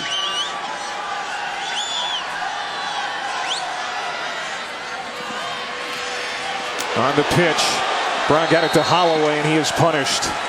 Rashad Byers, a heavy hitting corner. He rotates in and essentially gets starter-like minutes. And he has been busy tonight. Well, he's definitely a hard hitter from the outside. That's about the 3rd time we've seen him come up and greet either Hammonds or Holloway around the line of scrimmage. Under a minute to go. Austin Brown will throw to the sideline. Incomplete. And it's 4th down, intended for Kevin Glears.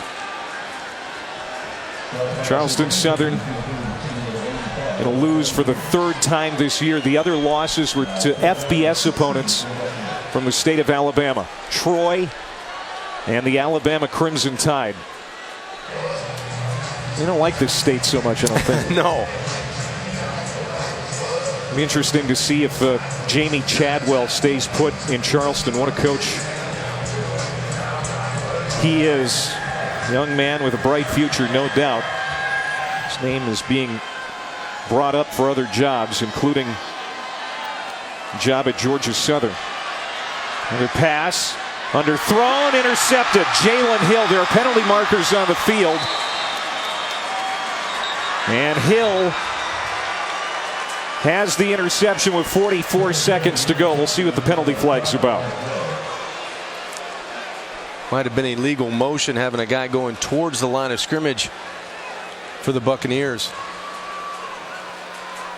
Illegal motion. Number 80 on the offense. That penalty will be declined. So that's going to do it. Jacksonville State will be able to run out the rest of the clock. Richmond has already advanced with a win earlier tonight, 39-27 over Illinois State. Jacksonville State will also move into the national semifinals for a date with either Colgate or Sam Houston State. Remember, last year Sam Houston State knocked out the Gamecocks in the FCS playoffs. And North Dakota State, the 4-time defending champs, will take on Northern Iowa tomorrow in Fargo. We'll see if the Bison can be upset. Those two teams met earlier in the year, and the Bison won that matchup with UNI. You know, this game is going to be a 20-point difference when it's all said and done, but it felt a lot closer than that most of the night. It really did, Clay. It was one of those games where just when you were counting Charleston Southern out, they found a way to fight back to 10 points, but never could cut it closer to that. And the #1 seed, Jacksonville State, offensively put on a show in the second half. Two coaches have had great years. One is going to see its season come to an end. John Gross now 22-3 since taking the job as head coach at Jacksonville State. What a night for Jenkins, the quarterback, Pope, the running back. A big night for the Gamecocks and their fans. 58-38 the final. The Gamecocks moving on to the semifinals next week. Coming up next on ESPN2, it's NBA Tonight. For John Congemi, I'm Clay Matvick. So long from Jacksonville.